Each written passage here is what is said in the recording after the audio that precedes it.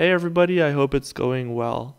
If you've been a long-time subscriber to my channel, you'll know that I have already released a quite long series of Pygame tutorials. Now in this video, I've assembled all the Pygame tutorials that I have made in the past and put them into one video so you don't have to skip from one video to the next. So within the next 4 hours, we're going to build a really nice game and it will teach you everything that you need to learn about Pygame. So if you are new to Python and want to learn Python in a bit of an unconventional way by making a game, then I really do recommend this course. Similarly, if you've been working with Python for quite a long time and want to start working on your own Pygame games, then this is a good place to start. So without any further ado, let's get into the first video, and if there are any comments or suggestions that you do have, then please do leave them in the comments down below. I read through every single one. Hello everybody and welcome to the first episode in this Pygame tutorial series. In this series we're going to be learning how to make our own games using the module Pygame and the programming language Python. Now we're going to start off things really easy, and in today's tutorial we're simply going to get everything set up and working so that we're on the same page. And the result that we want to have at the end of this tutorial is quite simply a blank canvas with a small caption and the possibility to close it when we press the close button. So in order to accomplish that, we are going to have a blank and new project. And in this new project, we're first going to create a Python file.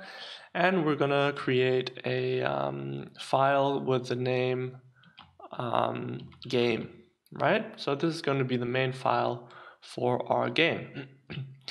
And the first thing we want to do after having created our file is we want to install the module Pygame because it is not built into Python, so we need to install it manually using the pip installer program. So we want to pip install Pygame, and if you're not yet familiar with how pip works, I've made a tutorial on that which I will be linking down in the description below. So if you're still having a bit of trouble getting set up and started with the pip, make sure to look at the video and you'll be good to go in no time. So I'm going to go ahead and install Pygame, and this should take a couple of seconds. And now it says it's successfully installed Pygame, which is exactly what we want. So we have our file and we have Pygame installed.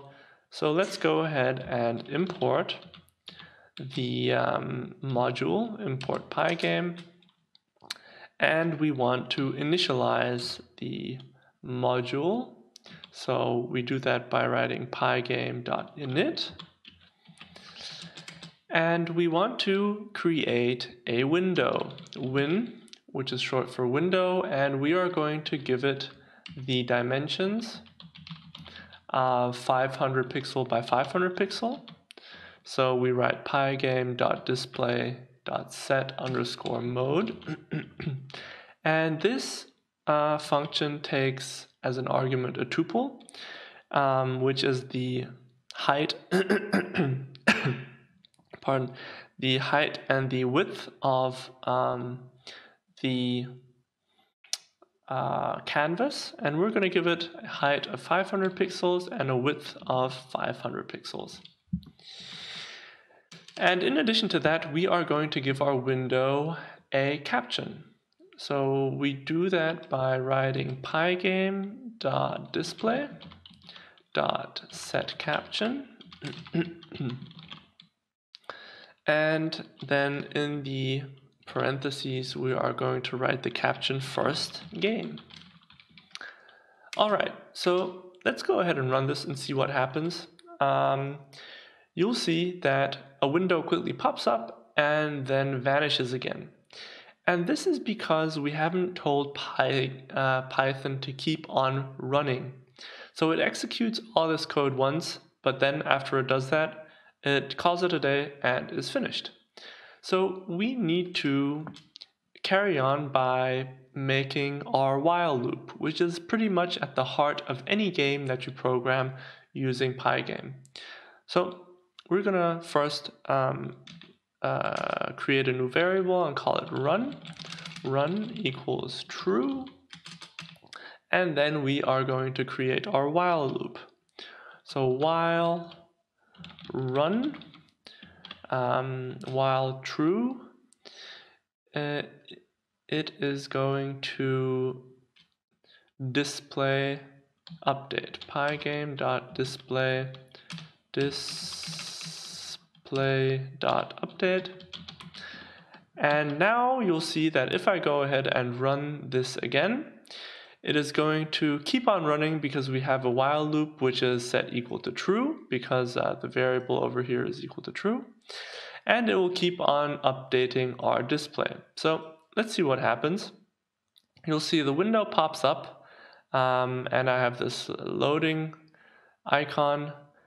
But now the problem is that we cannot stop this. So if I try and press the red X to close it down, it's going to give me an error message because we have not yet implemented a possibility to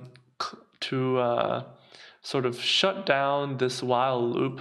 So it keeps on running regardless what happens. So in order to get the functionality of being able to quit the game, we need to insert the following code block into our game. So we want to write for event in pygame.event.get. And if the event type is equal to quit, so pygame.quit. So if we press on the red X, which is the pygame.quit, it should make the variable run equal to false. So in this code block, basically what happens is that as soon as we press on the red X, it should break the while loop. So let's see if that works. So now you see we have this canvas up and running, and if I go ahead and press the red X now, we don't get any error messages. It simply closes down the game, which is exactly what we want it to do. So let me go ahead and do that again to show you that it works. We have it running the way that we want it to. Alright, so I'm going to leave it here for now. This is what we wanted to accomplish, a small window and having everything up and running.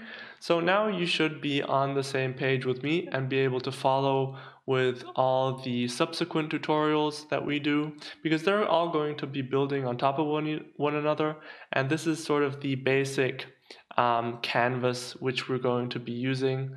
So make sure to like and subscribe if you want to stay tuned on this series, and I look forward to seeing you guys in the next video.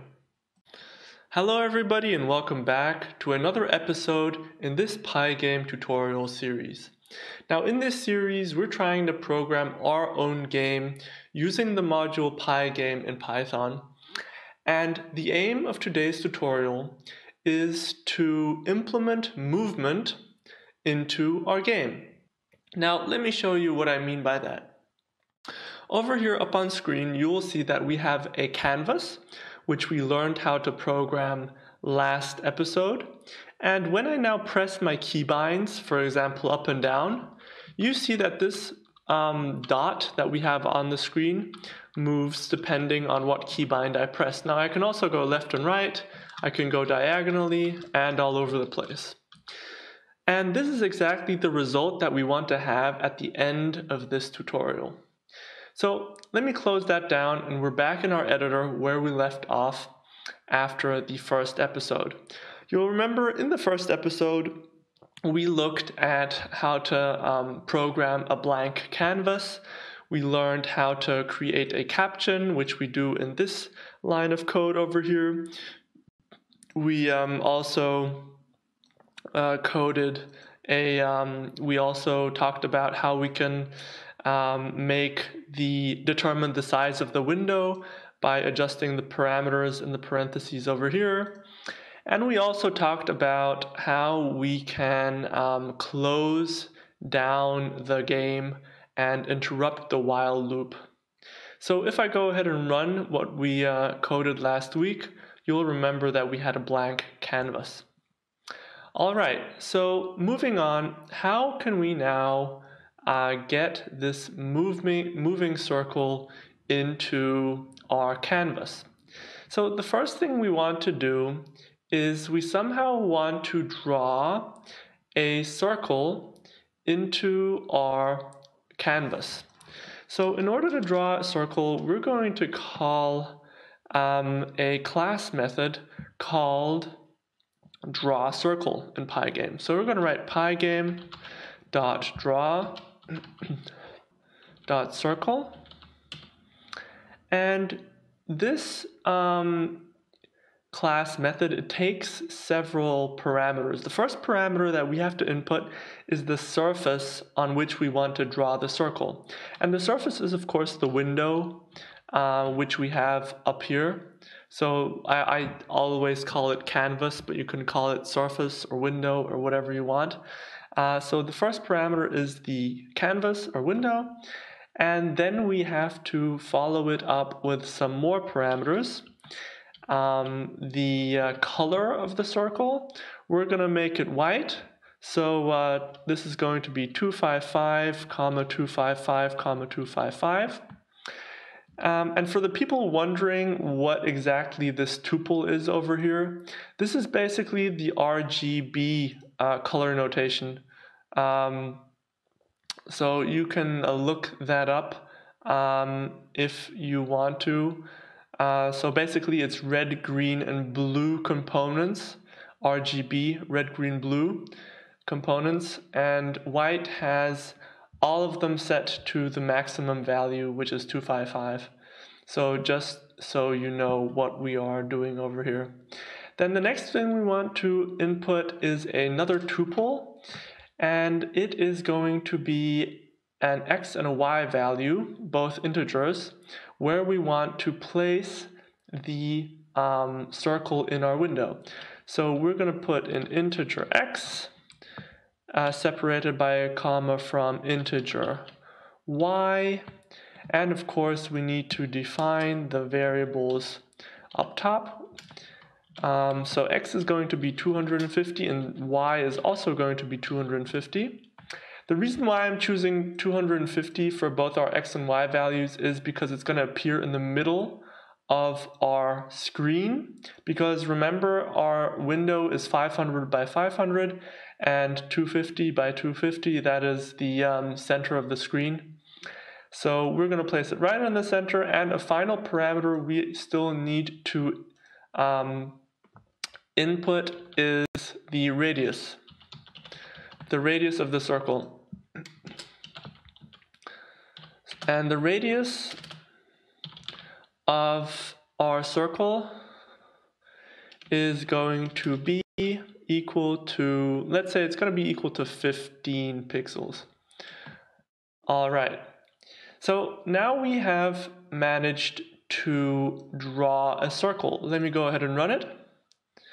And you'll see that in the middle of our screen, just like we wanted it to, we have a circle which is white. Yeah, so this is exactly what we told Pygame to do, and this is the result that we have.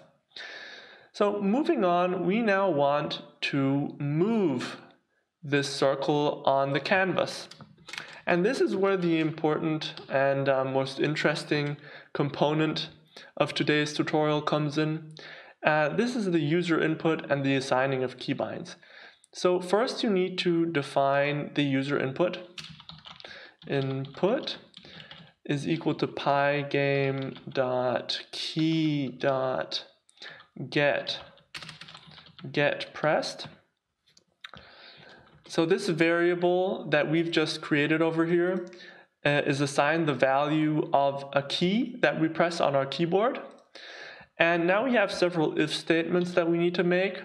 So depending on what keybind we press, we want the circle to go in the corresponding direction. So of course, if we press the left button, so user input square brackets pygame dot key underscore left, and then if this returns if this condition is true, then we want to subtract a specific value from our x coordinate. That's how we move to the left. So we're going to subtract a value called vel, which is going to be the velocity, and I'm going to define the value further up top, and I'm going to say that the vel, the velocity, is equal to, let's say, 10 pixels. So for every iteration of the while loop, if we press the keybind left, it will move 10 pixels to the left for every iteration of the while loop. Yeah? So we're going to see that in a second. So now we have our left key assigned, and we of course want to do that for all the keybinds. We want to be able to go up, down, left, and right. So we're going to do this a couple of times.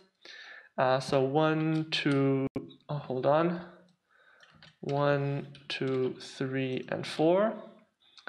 So for every keybind, we want one if statement. So this is the one for the left, this is the one for the right.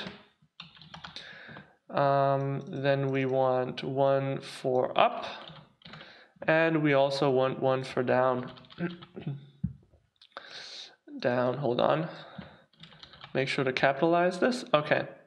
So x, if we want to move to the right, we want to add to the x value.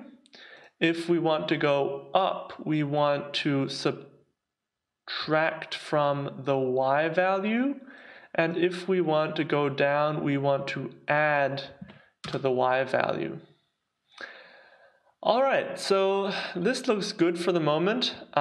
We have now told Python what our keybinds are and what we want it to do when we press them. So let's go ahead and run this and just check out where we are at the moment. All right, so we have our small dot that we had before. Now I'm going to press some keybinds, and you're going to see some interesting things happen. So I'm just going to press up for a moment, and I'm going to press down, and I'm going to press, now the dot has already gone off screen. So let me go ahead and run this again and show you what happens if I press left and right.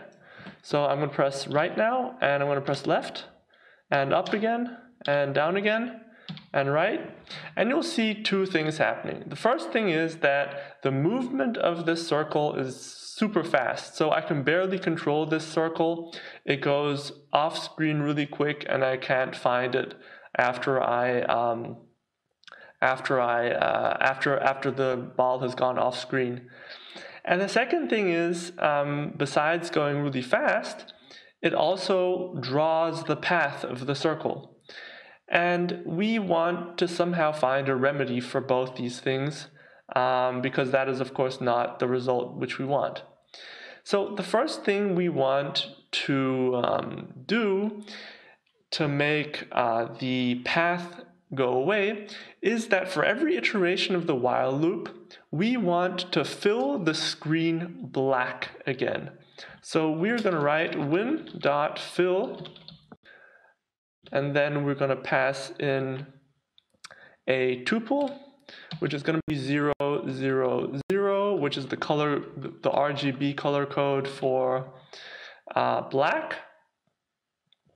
So now that we have done that, we will see that if I go ahead and run the code again, it shows my circle, and now I'm going to press some keybinds, such as up and down, and you'll see that we don't have the path showing up anymore. Yeah, so let me just restate that to make sure that you guys understood what happens. So for every iteration of this while loop that we have running over here, we have the window being filled with the color black, and then we have our circle being drawn, and then we have the input of the keybinds having an effect on where the circle goes. So it's important to include this function over here to make sure that the path of the circle you're drawing isn't always being shown. And now the second thing we wanted to alleviate was the speed at which the ball moves across the screen. It is way too fast and it's very hard to coordinate, so we're going to make it go slower by adding a time delay.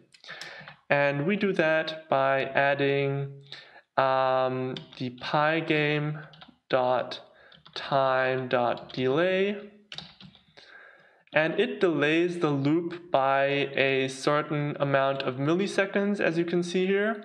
So let's start off and delay the thread by 10, every loop by 10 milliseconds. So I'm going to go ahead and run this again, and now you'll see that I'm pressing the keybinds just as hard, but now it's going far slower than it was before. You can clearly see that. And I mean, I can go ahead and make the time delay even longer. I'm going to make it 100 milliseconds and run it again. And now you'll see that it's going even slower than it was before when but I'm still pressing the keybinds just as hard for just as long, and it's going far, far slower. Yeah, so now we have managed to get the desired result, which is a small ball which moves across the screen just as we wanted it to. This is a key component in pretty much all the games that you'll be programming in Pygame, so it's definitely a component that you need to understand really well. And yeah, so if you learned something new in this video and you want to stay up to date with the newest in this series, make sure to leave a like and subscribe to this channel, and we'll see each other in the next video. Hello everybody and welcome back to another video in this Pygame tutorial series. In today's video, I want to be showing you guys how we can bind the movement of our character to certain areas of the screen. Let me demonstrate what I mean by that. Over here we have our character represented by this white dot, and at the moment you'll see that it can go off of our screen to the top, to the bottom, and to the left and to the right. And the annoying thing is that if I take it too far off of the screen, I can't find it anymore, which is very annoying. So of course, when you're making your own game, you want to avoid that from happening because it would be stupid for your character to go off screen and you not to be able to see him anymore. So I want to introduce some boundaries to where our character, or where the white dot, can go. And before I go ahead and do that, I just want to briefly show you the coordinate system in Pygame. So by default, the top left corner of your screen is the point 0, 0. And then to the right, you have the x-axis, and going down, you have the y-axis. In our case, we have a 500 by 500 window, as you can see from the window which we introduced in the first tutorial in the series. And we said that the tuple which we have input over here defines the height and the width of our window. In this case, we have a 500 by 500 pixel window. So if we want to make sure that our dot doesn't go off the right-hand side or off the left-hand side, we need to make sure that the x value remains under 500 and the y value is greater than 0. So let's go ahead and implement that into our game. So the movement was introduced in the second tutorial in this series, where we looked at this code over here and the key presses. So if we want to make sure that it won't go off the screen to the right-hand side, we need to say that the x value is smaller than 500. And we need to combine the user input and the condition with the AND keyword. All right, and we want to do the same with the left. So we want to say that the user input is left and x is greater than 0. And if this condition is fulfilled, then we want to subtract the value of vel from our x coordinate, where velocity is the number of pixels that we subtract from our x value for every iteration of the while loop. Yeah. All right. So now we have our boundaries on the left and the right hand side of our screen. Let's see if it works. If I try pressing right, it won't go further than the end of the screen. And the same happens with the left hand side, but it still goes off screen on the top and on the bottom. So I'm going to bring up the coordinate grid again, and to bind our ball to the top and at the bottom, we want to make sure that the y value does not go below 0, and the y value always stays below 500. Yeah. All right, so let's implement that into our game. So this is the user input for the up movement, and I need to say that up needs to be the y coordinate needs to be greater than 0, and for the downwards movement we need to say that the y coordinate is smaller than 500. All right, so now we should have it working just fine. You'll see that now our character, or our white dot, is bound to all areas of the screen which we can see, and it can't go beyond that.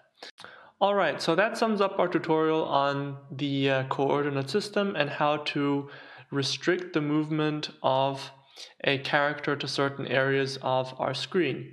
So if this video helped you out, then make sure to drop a like and subscribe if you want to stay updated on this series. And yeah, we'll see each other in the next video. Hello everybody, and welcome back to another video in this Pygame tutorial series. In today's video, I want to be explaining how we can implement a very simple jumping motion into our game.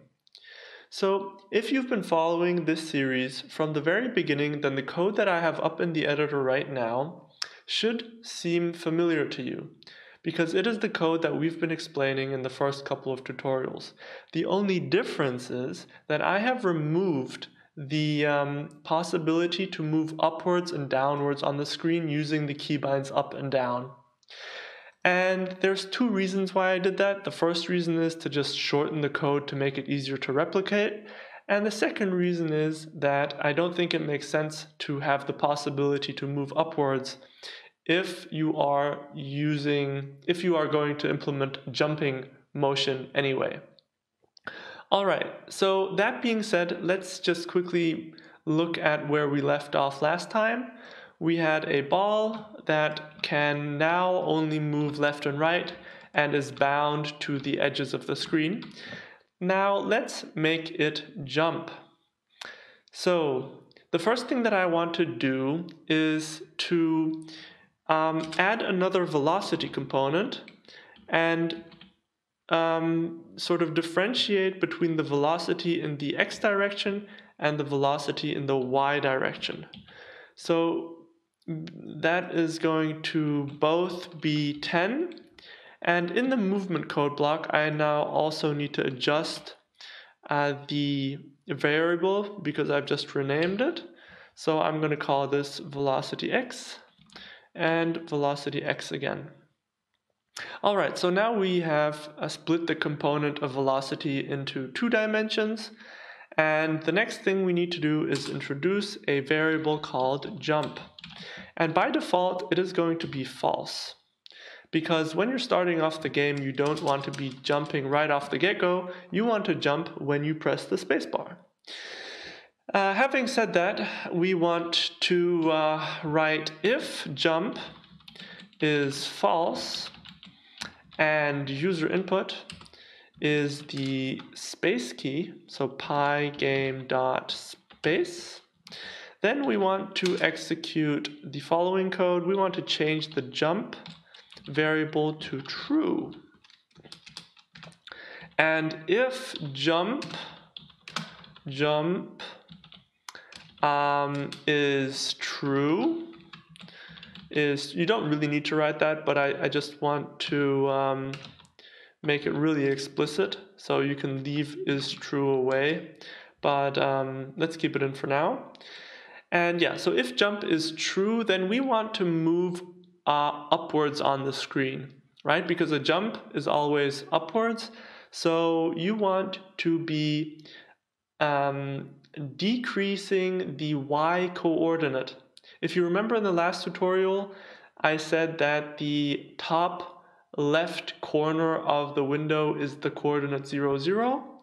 And so if you are moving upward, you are decreasing the y coordinate. So let's go ahead and decrease the y component by the velocity in y direction, which we just gave the value 10. And of course, when you're jumping, you are, during your jump, decreasing your velocity. Let me go ahead and show you what I mean real quick in this diagram, which I've brought up on screen.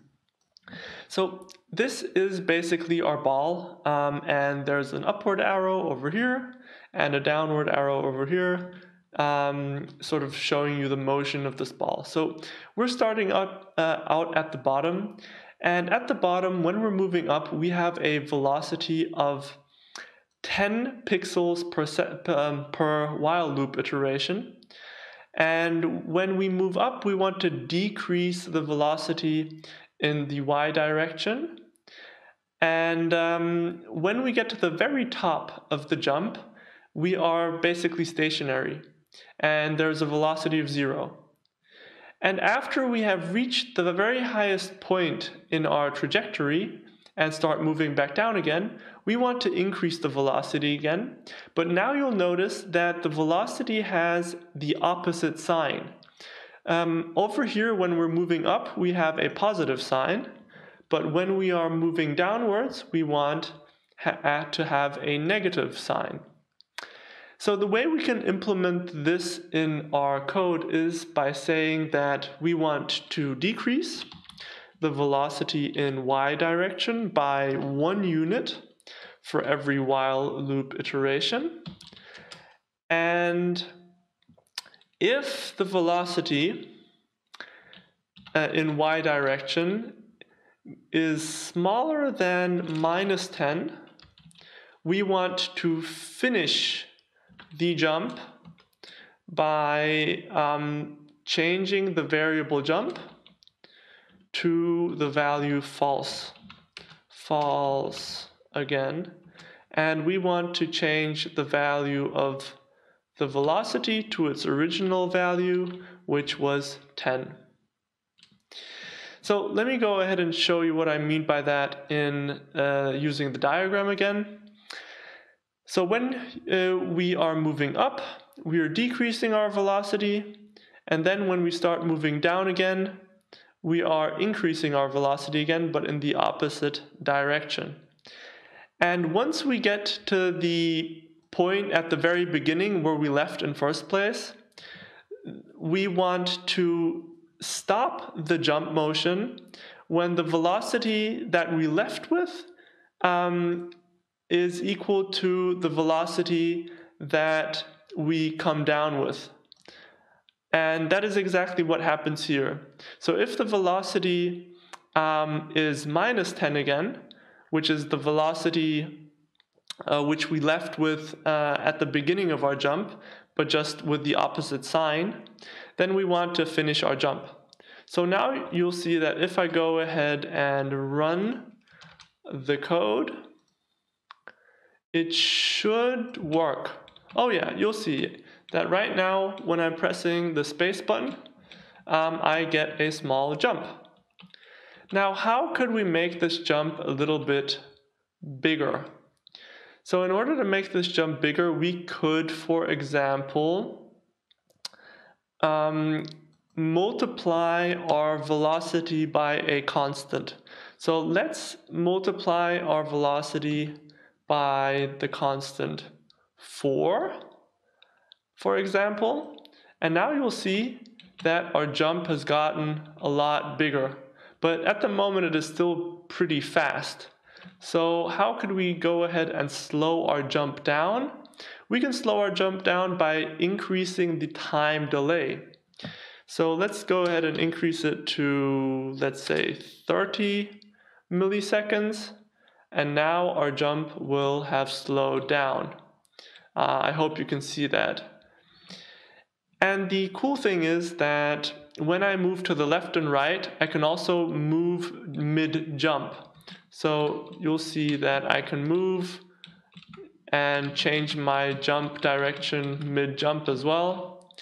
So yeah, we have now managed to implement this small jumping motion into our game. And I'm going to leave it at that. If this video helped you out, then make sure to leave a like. And if you want to stay up to date on this series, then make sure to subscribe to the channel, and we'll see each other in the next video. Hello everybody, and welcome back to another video in this Pygame tutorial series. In this video, I want to show you guys how we can create a beautiful looping background for our game. Let me show you what the result of today's tutorial will look like. So this is going to be the result of the tutorial. You can see that there's like this desert landscape, and it will keep on scrolling forever and ever and ever. And that is exactly what we want to achieve today. And it is remarkably easy to accomplish this. So first off, you want to have the image, which in this case is going to be this desert landscape, in the same directory as the main Python file where you were programming your game. Now, the code that is open in the editor right now should be familiar to you if you've been following the series. This is basically a blank canvas. Let me go ahead and show you guys. You'll see that I have a black screen, and it is has the dimensions 1000 by 500. So make sure to watch the very first tutorial of this series to see how you can get this result. And if you've been following, then you're ready and set to go with the next steps. So the very first thing that I want to do is I want to load in the background image into our Pygame game. So let's start off by loading in the image. We do that by writing background img. I'm going to shorten background to bg, so don't be confused. And I'm going to write pygame.image.load. And then I'm going to write in the name of the image, which in my case is going to be desert underscore bg.png.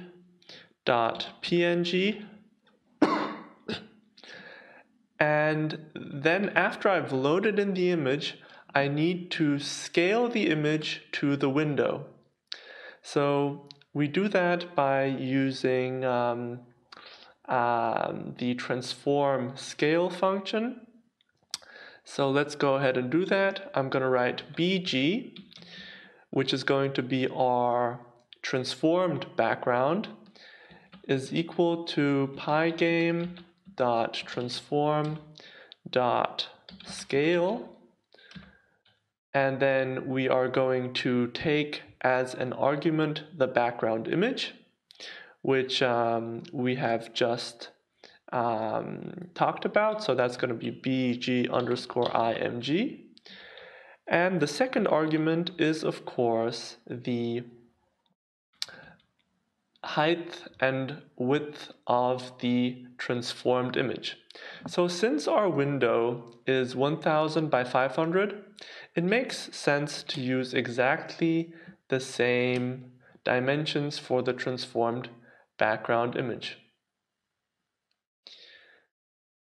All right, so now we are going to move into our while loop, our main loop. And we can start off by loading in the image of this desert into our window. So we do that by writing win. That is the the surface where we want to project the image. And then we write blit. And the first argument is going to be the background image, which is pg. And subsequently, we need to add the coordinates of where we want to add the image, which in our case is going to be 0, 0. So let me go ahead and run this. And you'll see it has loaded in our image really nicely. And so now that we have our image, let's go ahead to the next step, which is trying to move this image to the side. So the way we do this is by adding an index, which we're going to call I, and I'm going to declare I equal to 0 by default. And I is going to be decreased after every single iteration of the while loop. So now you'll see that the image which I have created is, oh, hold on, this needs to be 1. The image that I've created is going to move 1 pixel to the left for every while loop iteration. So let me go ahead and run the program again. And you see that the image is nicely moving to the left. However, you'll see that at the very back, we are not redrawing the image anymore. So it stays with the last configuration of the pixels that it has, and this sort of very strange stretched image appears. So in order to remedy that, we are going to write window fill, and we're going to fill the background with the color black. I think this is. Let me go ahead and check for a moment. Yes, you'll see that at the very end we have this black color now. Now the next thing that we want to do is we want to sort of add another image to the back of the first image, which we've now managed to move. And the way we can do that is by adding a second image with the win_built command. So we're going to go ahead and do that. We're going to write win.blit, and we're going to write bg. And now when it comes down to where we want to add the image, we of course want to add the image to the end of the first image. So we're going to now add this image to the width plus I, and the y coordinate is still going to remain 0. So Before I go ahead and run this, let me just briefly show you guys in this presentation that I've made what exactly is going to happen here. So over here in the presentation, you see the axis and you see a red area. The red area is the off-screen area. You don't see that. The only thing you see is this desert image, which you can see clearly. And now when we go ahead and run this, what's going to happen is that both images, which are sort of attached to one another, are both going to move to the left. Yeah, and this is exactly what happens, but you don't exactly see all of that when I go ahead and run this. So let me go and close this presentation, and now let me go ahead and run the code,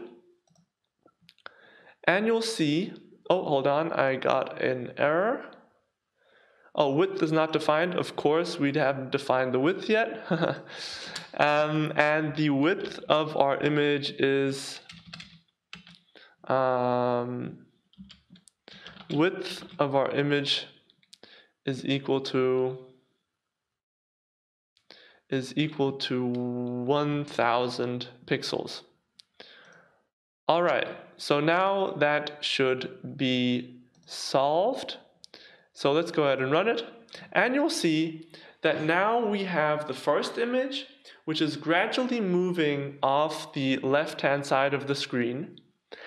And now we don't have this black area appearing at the very end anymore, because now we have a second image, which gradually moves across the screen. But you'll see that at the very end of the second image which appears, we'll have the problem that the black area appears once again. So you'll see in a second it should come back because we only loaded into image. There we go. At the very end you see that we have this blackness appearing again. So now what we want to do, let me go back to the presentation real quick.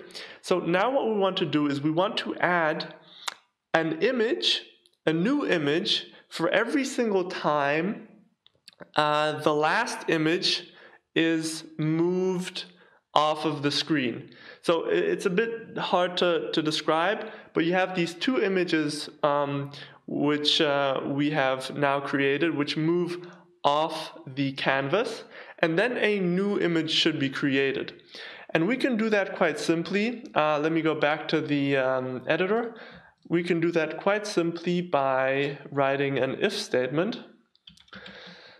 And we're going to write if I is equal to the negative width, so minus width,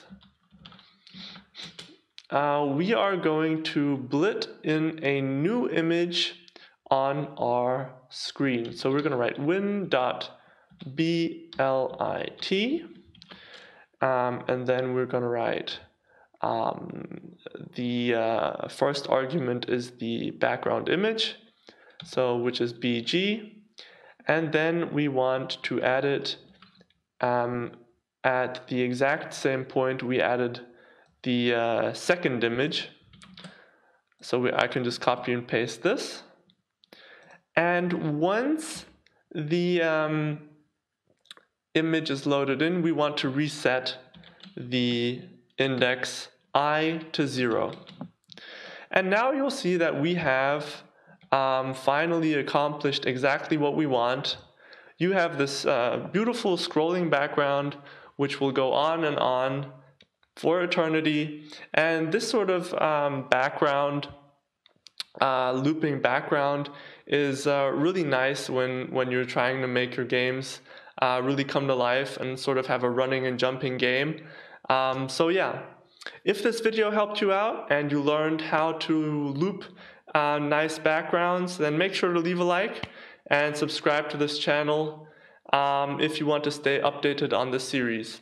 And on a very final note, if you want to find such images online that loop when you add them back to back, simply go ahead and Google looping background images for 2D games and you'll find plenty of them.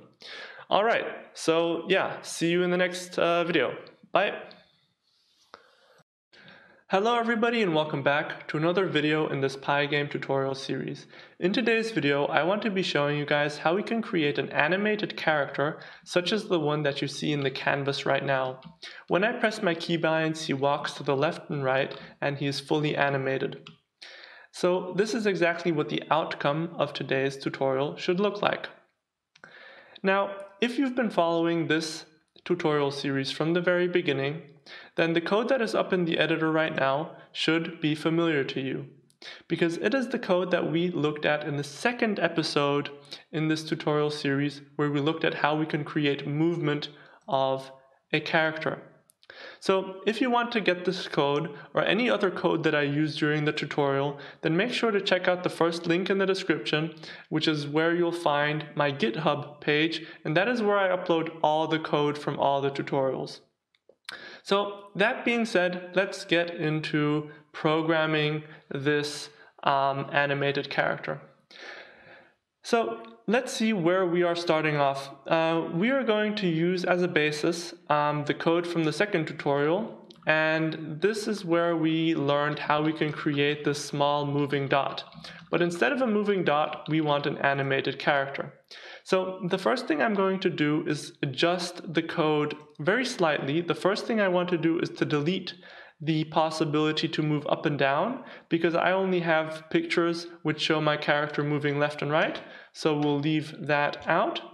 And another thing that I will do is I am going to increase the time delay of my loop just to make sure that the character animation is a bit slower. You'll see that will make a difference at the end. All right, so you need to make sure that you have an image, or more specifically several images of a animated character. Let me go ahead and show you what I mean by that. If I open this in the Explorer, you'll see that I have a file over here which has the Python file which we have open in the editor right this moment. And in addition to that, I also have a file called hero, and this is where we store all the images of our character moving left and right. So I'll leave a link also in the description to where I got these images from, and I'll also give credit to the maker of these images. So if you want to download the same images, make sure to check the link in the description. All right, now having said that, we can go ahead and do our first move, which is that we want to load in all the images which we have right now looked at in the folder. So the way we load in images is with the following code block. I'm going to go ahead and paste it in to spend more time explaining and less time writing it in.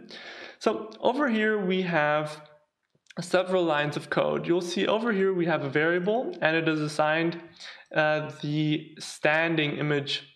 And the standing image is basically this one. We'll be using this one for our animation when no keybind is pressed, and we simply want to show the character from the front.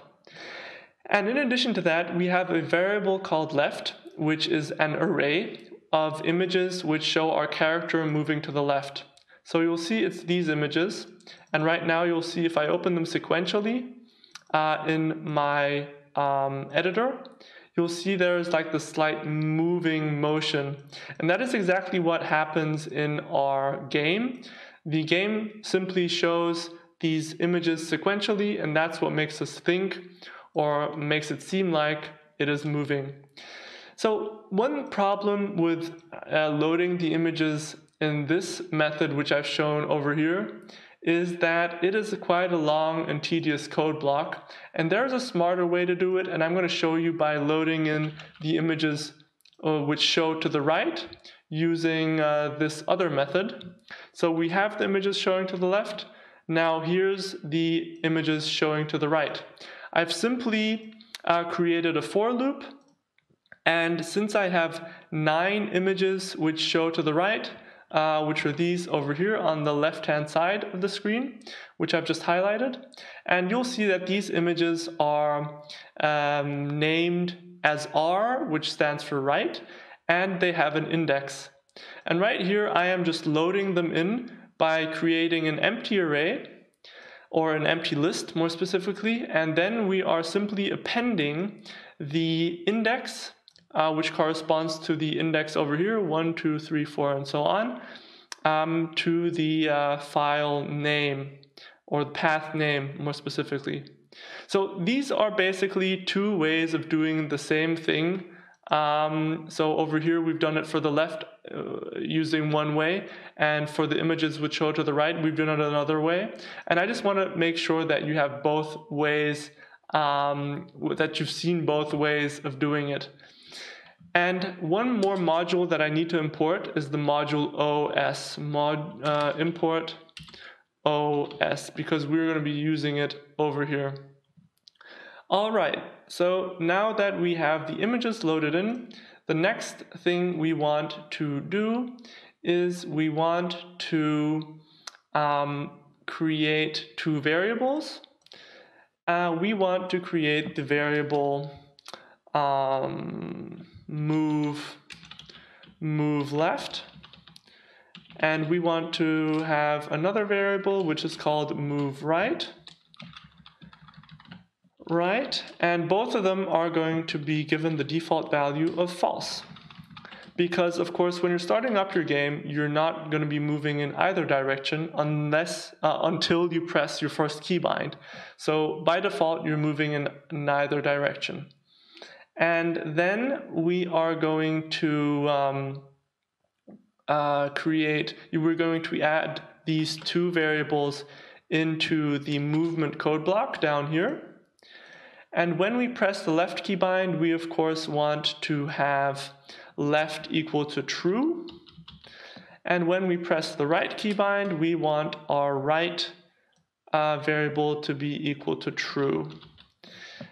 Okay, and if we are not pressing any keybind, then we're going to write else, and we're going to make this an elif, and we're going to write else move left is false and move right is false.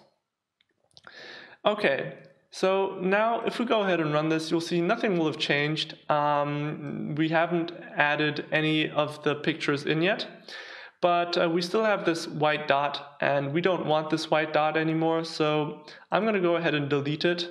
We are going to delete the variable radius because we don't need the radius of the circle anymore, and we do not need the ball showing up anymore.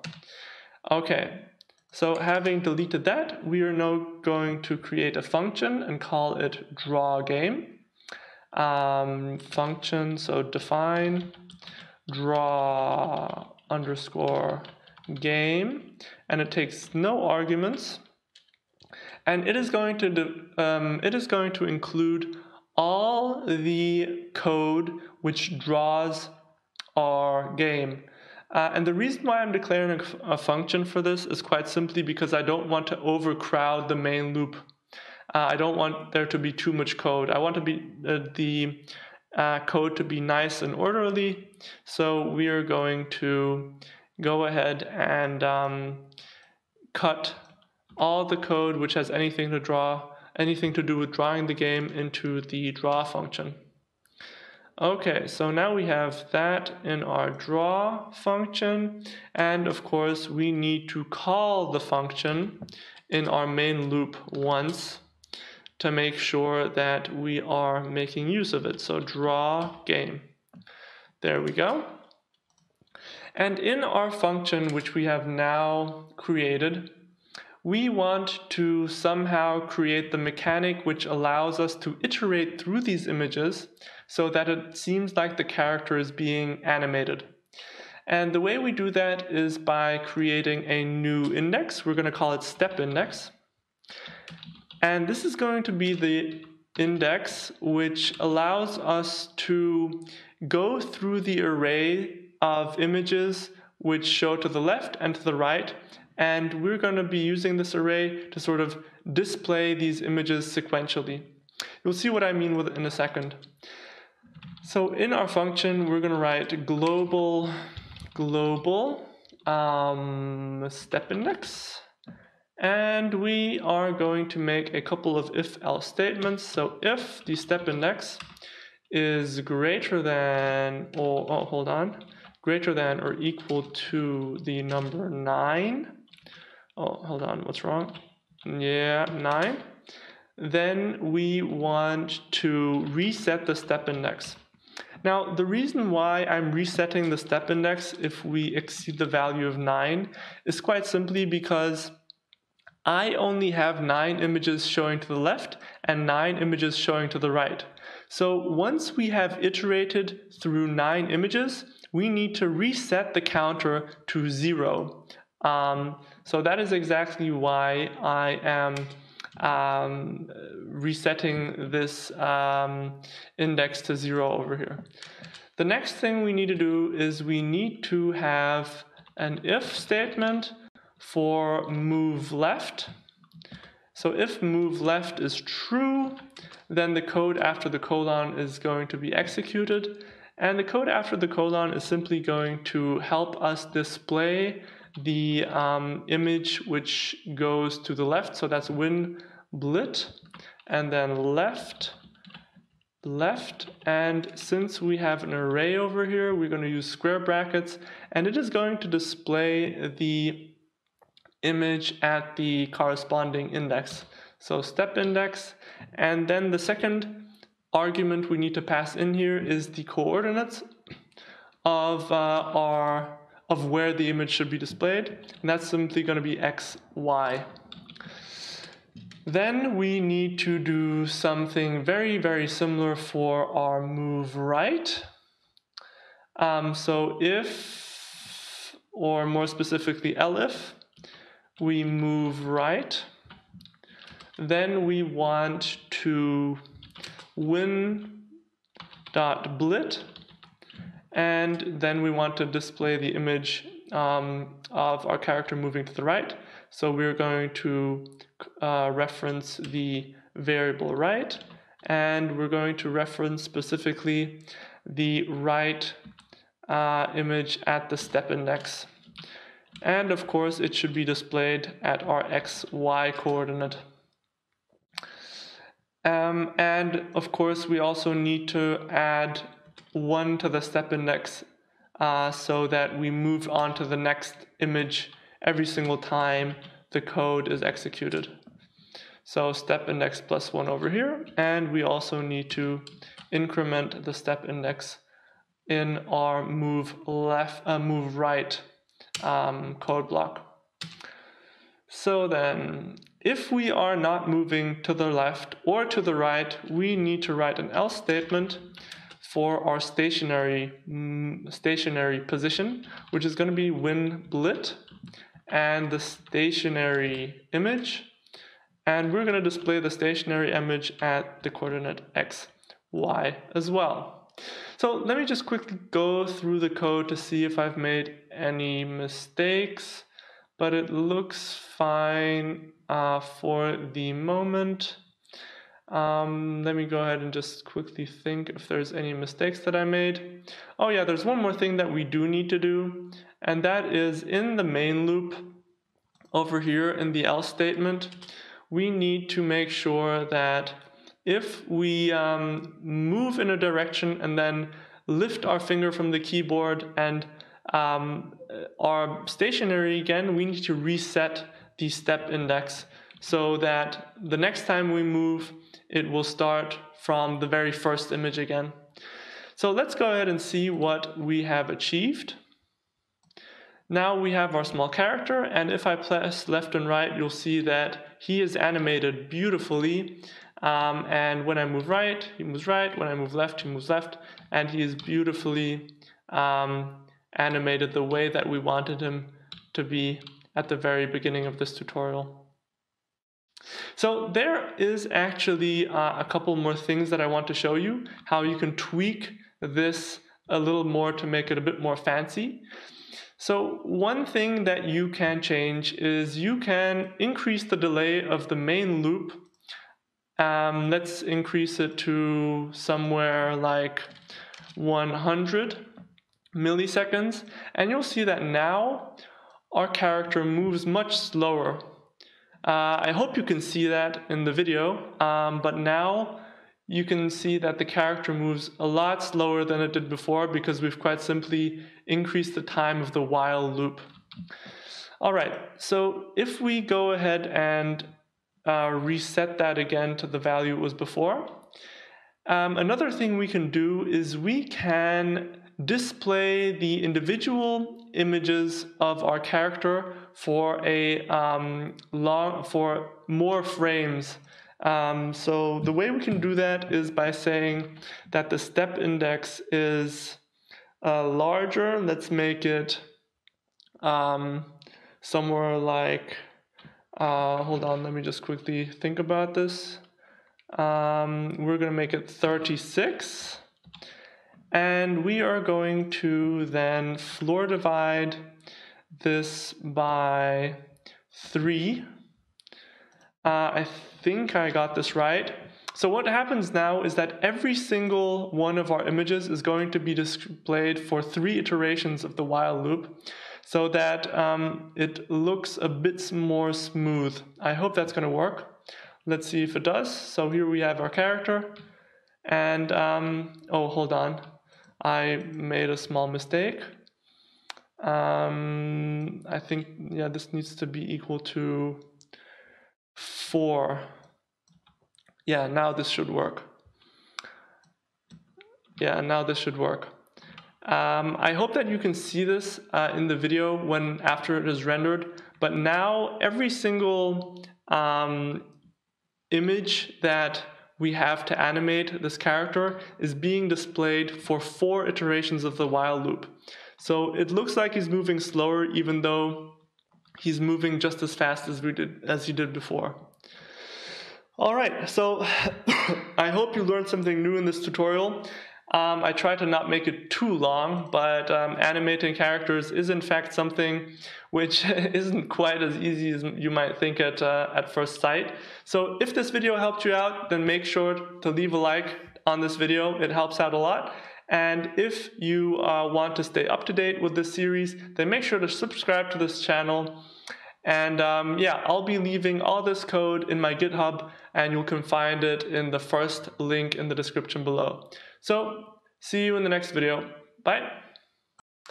Hi everybody, and welcome back to another video in this Pygame tutorial series. Up until this point in the series, we've already learned quite a lot of new things. We've learned how to animate a character, how to make him move within certain limits of the screen, how to create a background, and how to make our character jump. Now, in today's video, we're going to be uniting all these concepts and making one single canvas with all the features we learned. As you can see, the character is animated, we have a background, he jumps and is limited to certain areas of the screen. I'm pressing the left key right now, and he won't go beyond a certain point, and the same is true of the right-hand side. So much of the things that we're going to talk about today is things that we've learned throughout the past tutorials. So make sure to watch them first so you understand what we do today. But the emphasis of today is going to be the object-oriented approach, which is going to be important to keep the code traceable and to make sure that we don't get overwhelmed with the code when this game gets expanded on and longer and more code intensive. So I have over here a blank canvas. This is going to be the starting point of today's tutorial. So I have a blank canvas, and in addition to that, I have all the images loaded in. So this is basically all the code there is, and the images that are loaded in are stated in these few lines of code over here. And the images are in my file tree given over here. So this is the starting point, and we're going to start off by adding the background. So to add the background, we are going to simply go to the draw function, and we are simply going to write win.blit, and we are going to print the background on the surface, and the background image is simply called background. And we are going to pass in a tuple as the second argument, which is 0, 0, which is the coordinates where the image is going to be displayed. So if I am not mistaken, then this should do the deal. If I go ahead and run this again, you will see that our background has now appeared in the canvas. So that's the first easy step. The next thing we wanted to do is to implement the character animation and the movement with an object-oriented approach. And to do that, we first need to introduce a class, and we're going to call the class Hero. Hero. Now, the reason why I'm calling this class Hero is quite simple, because our small character looks like a hero. So you can call the class anything you want, but that's just so you know why it's called Hero. We're going to define an init method, init, and we are going to pass in two parameters, which is x and y, which are the coordinates of where our character is standing. And we are going to now add a couple of variables which concern the walking of our character, and that is going to be self.x equals x equals x, then self.y equals y, self.velocity in the x direction is equal to 10, and we also need two more variables, which is going to be which direction our character is facing, so self.face_right. And we're going to say that face right is true. So by default, our character is going to be facing towards the right-hand side of our screen. There's no particular reason for this. You can also make it the left-hand side. I just want to make sure that our character is always facing either left or right during every single point of the game. So then we go face left and set it to false. And a final variable we need, which concerns the walking, is the step index, which is going to be the index which iterates through the images and makes our character be animated. So we've introduced the variables. Now we need to go ahead and create a first couple methods in our class. The first method is going to be the move hero method. So define move underscore hero, and it is going to take as an argument the instance and a user input. Input, there we go. And we're going to say that if the user input is pygame dot key underscore right, so if we're pressing the right key, then we want to increment the x coordinate, so a self.x plus equals self.velocity in the x direction, and don't forget the colon. And if, of course, we're pressing right, we want to make sure that the face right is equal to true, and face left is equal to false. Now, in very much the similar way, we want to go ahead and create another if statement for when we press the left key on our keyboard. So when we're pressing the key left, we need to make sure that we are decreasing the x coordinate because we're moving to the left-hand side of our screen. And we need to turn this around because we're facing left and not right. Okay, so that is that. And something we will be using in a moment from now is going to be the step index. So I might as well just write it in now. Don't worry about it now, but we'll get to that in a moment. self.step index is equal to 0. So basically, when to just give you a bit of context on this index right now, the step index is the index which iterates through all these images sequentially, and of course, when we're not pressing left or right, we want the index to be set to 0, so that every time we press a key bind, such as right or left, the animation of the character starts from the first image of the images which we have, which is this for the left-hand side and this one for the right-hand side.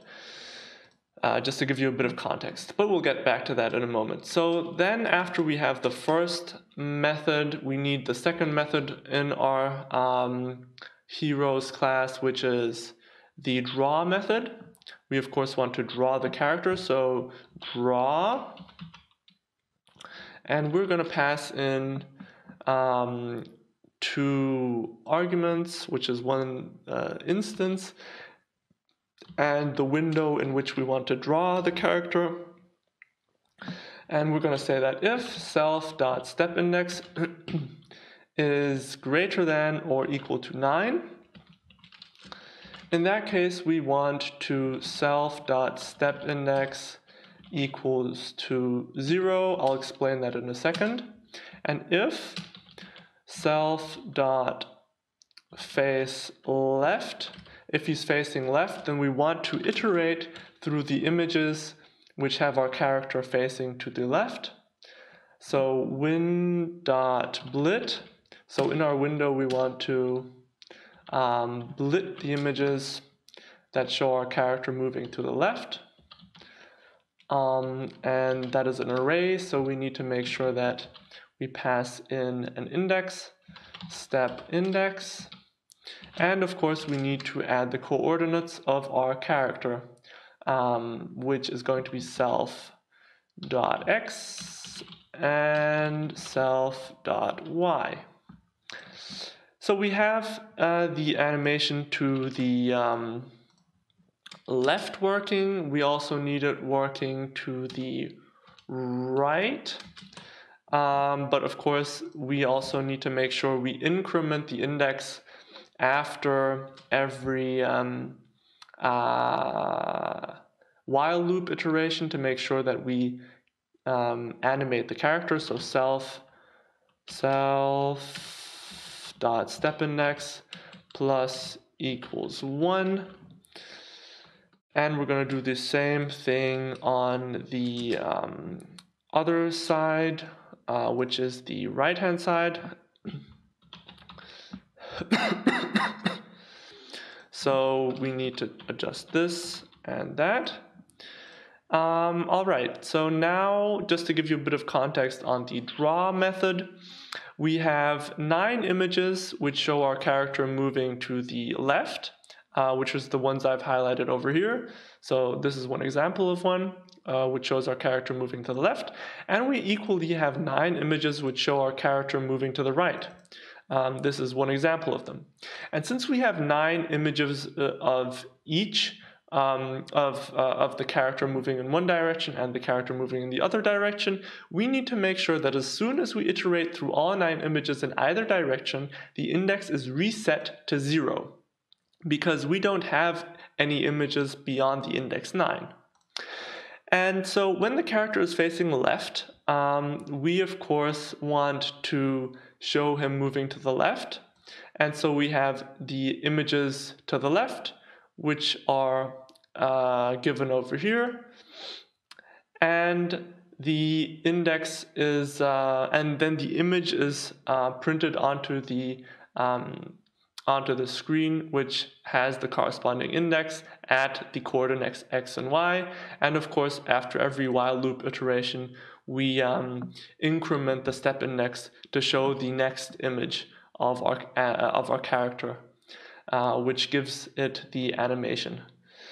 All right, so I think that should be it for the 2 methods, if I've not made any mistakes. Yeah, so now we need to make sure that we include an instance of the class. So we're going to create an instance of the class hero. We're going to write player is equal to hero, and we're going to pass in two parameters, which is an x coordinate and a y coordinate, and we're going to take 250 and 290 as the coordinates. And then in the main loop, we want to first declare the user input. So I'm going to write a comment and call it input just to make it look nice. And we're going to say that the user input is equal to pygame.key.getPressed. So that means the variable user input is equal to whatever keybind we press. And in addition to that, we are going to then move on to call the class method moveHero. So I'm going to write movement, and the player.moveHero method needs to be called, and it takes an argument, which is the user input. And then we need to make sure that we are indeed showing the player on our surface, and the surface in our case is of course the window in which we're drawing our game. So we need to make sure that in the draw game function we call the method player.draw, and we do this in the window. Okay, so let's go ahead and see if I've not made any mistakes. I am feeling confident. And yeah, you see that we we seem to have a bit of a mistake. So he manages to walk to the left and it looks animated. But when I press the right keybind, he sort of slides along. That is of course not meant to happen. So let me just quickly see what mistake I made.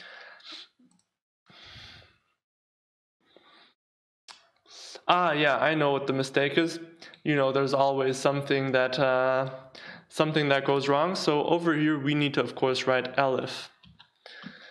And if we run it now, then we should have him walk in both directions. Yeah, now it works. You can see him walking in both directions, and there's no more issues. All right, so the next step is to make sure that he doesn't walk off screen. So as you can see over here on the left-hand side, he's able to walk off screen. We don't want that happening. And the same is true of the right-hand side. He can go off the right-hand side indefinitely. So let's make sure that doesn't happen. To implement that, we don't need to do particularly much. All we need to do is in the moveHero function, we need to make sure that the x coordinate is smaller than the width of the window. So we're going to write and self.x is smaller than or equal to width. And on the other hand side, on the left hand side, we need to make sure that self.x is greater than or equal to 0. And of course, over here, we need to make sure, oh yeah, I forgot that it's win_width. That should make sense now. I'm going to need to add and over here. So now all we've done is said that the movement to the right is only legitimate if the character is within the boundaries of the screen, which on the left-hand side is if the x-coordinate is greater than or equal to 0, and on the right-hand side is if the x-coordinate is smaller than or equal to the window width. So let's go ahead and run this. And you'll see something interesting happen now. On the left-hand side, our character is indeed bounded. I'm pressing the left keybind, but he won't go any further than that. But on the right-hand side, something silly happens, which is he still moves off of the screen. Now, why does he move off the screen if we have written that the user input needs to be right and the window width needs to be smaller, greater than our x coordinate?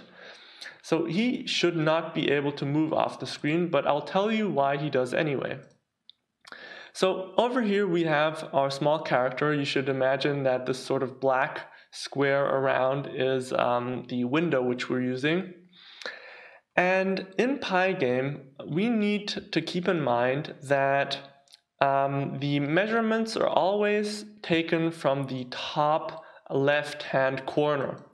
So when we move to the right-hand side and the sort of small x that I've marked on top of this image collides with the boundary of the screen, he won't go any further past the screen.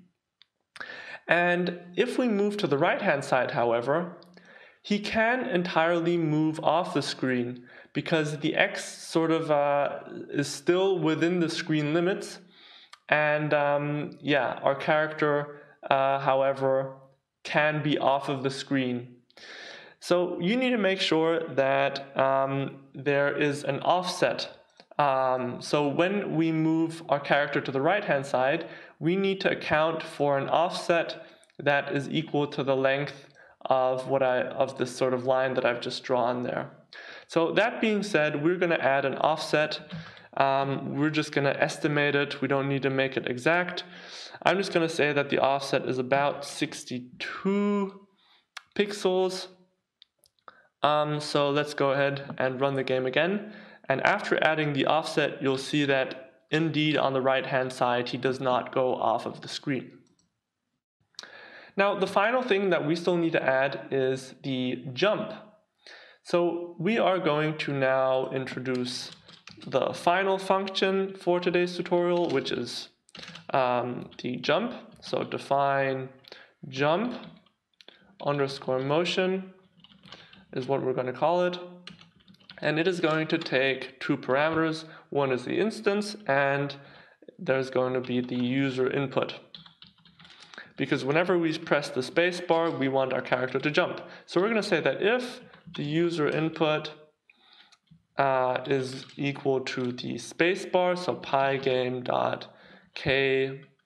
underscore space, and the current state of our character is not jumping, so we're going to say self.jump is false. Then we want to change the value of the variable jump to true. So self.jump is equal to true. True. There we go. And if jump is equal to true, we're going to say that if self.jump, then we want to decrease the y coordinate, because a decrease in the y coordinate means we're moving up the screen. So self.val y times 4, and we're going to say self.val y minus equals 1. And finally, we're going to say that if the character is back in the original position and he is moving downwards with the same velocity as he left moving upwards initially, then that's going to be the finish of the jump, and we need to reset the velocity in y direction, and we're going to reset the value of our jump. So self.jump to false, and the value of our velocity to the initial value which we had beforehand, which is equal to 10. So I don't want to go into too much detail on the jump because we already learned a lot about it in the one tutorial, which was, I think, one of the earlier tutorials. So go ahead and check that one out if you want to know more about this jump. But just to briefly describe what happens here is that if the user input is the space button and the character is currently not jumping, then we're changing the value of our jump variable to true. And if the jump is true, then we want to decrease the y coordinate because that means we're moving up screen. But while we're moving up, the velocity at which we move up is decreasing. And at the very tippity top of the jump, the velocity is 0, and the sign of the velocity changes and it goes downwards, right? And when we have the negative velocity of 10, which corresponds to the velocity we initially left the ground with at the beginning. So at the beginning we leave with a velocity of 10 upwards with a positive sign, and when we're moving downwards and reach a velocity of -10, that means our jump is finished. And we need to implement the jump in our main loop. So under the movement segment, we're going to write player dot jump motion underscore motion, and we're going to input the user input. And that should be it, if I'm not mistaken. Let's go ahead and run the code. Oh, there is an error again. Hero object has no attribute jump. Oh yeah, of course. I forgot to add a variable to the hero class. So there's going to be a name error. I'm going to include that over here. So we're going to write jump over here. And we're going to write .self.jump. And by default, we're going to set the jump to false. Because of course, when we start the game, we don't want our character jumping. So yeah, that's what we need to include. I hope that should fix the problem. Nope, there's another problem. Object has no attribute velocity in y direction. I know what that means. Of course, we need to add a self.velocity in y direction, and we're going to give it the same value as the x direction of the velocity. And now if we run it, then yes, finally we've managed to get it running. Let's see if it jumps. And yeah, the character is jumping. He's bound to the right and to the left hand side of the screen, which is exactly what we wanted. And we're going to leave it here for this tutorial. This was a bit of a reminder of what we have done throughout the past 6 videos in this series. And we also managed to implement an object-oriented approach, which is going to help us really much when the coding gets when the game gets more code intensive down the line. So if you've enjoyed this video and learned something new, then make sure to give this video a like and subscribe to this channel if you want to stay updated on the series. And as always, the code is going to be available on the GitHub, which is down in the description below. Hello everybody and welcome back to another video in this Pygame tutorial series. In today's video, we're going to be implementing a shooting mechanic into our game. And if you've been watching this series from the very beginning, then you'll know that we are currently at a stage where we have an animated character who is able to move to the left and to the right, who is able to jump, who is bound to certain areas of the screen. And in addition to that, we also have a beautiful background. So how can we create a shooting mechanic for our character? The first thing that we need is we first need to have an image of a bullet. So the image of the bullet which we're going to be using is this one. It is a very simple image of a blue ball. You don't necessarily need an image, but I think it looks nicer, which is why we're going to use one. This image is stored in this small folder. I'm going to go ahead and copy the folder into the working directory. And so the directory which we're working in, which has all the files of our game, is the one that I've highlighted over here. It has our bullet now that I've copied it in. It also has all the images, which you also call sprites, of our character. And it also has the background image, and in addition to that, it has the code which I have up at the editor at the moment. So the first thing we need to do is we need to load in the image of our bullet. So we're going to say that bullet underscore img is equal to pygame dot image dot load, and then we need to pass in the path of where our image is stored, and that is going to be os.join, and then it is stored in the folder called bullets. As you can see at the place where I'm circling my mouse pointer, the folder is called bullets, so that's what we need to write in. And we also need to write in the name of the image, and that is going to be simply bullet.png. All right, so now that we have the image loaded in, we need to make sure that the image is scaled to what we to the size that we want. So around the code which we've just written, we want to write pygame dot transform dot scale, and we are going to just copy the code which we just wrote into the parentheses, and we need to scale the image down. We're going to scale it to 10 by 10 pixels.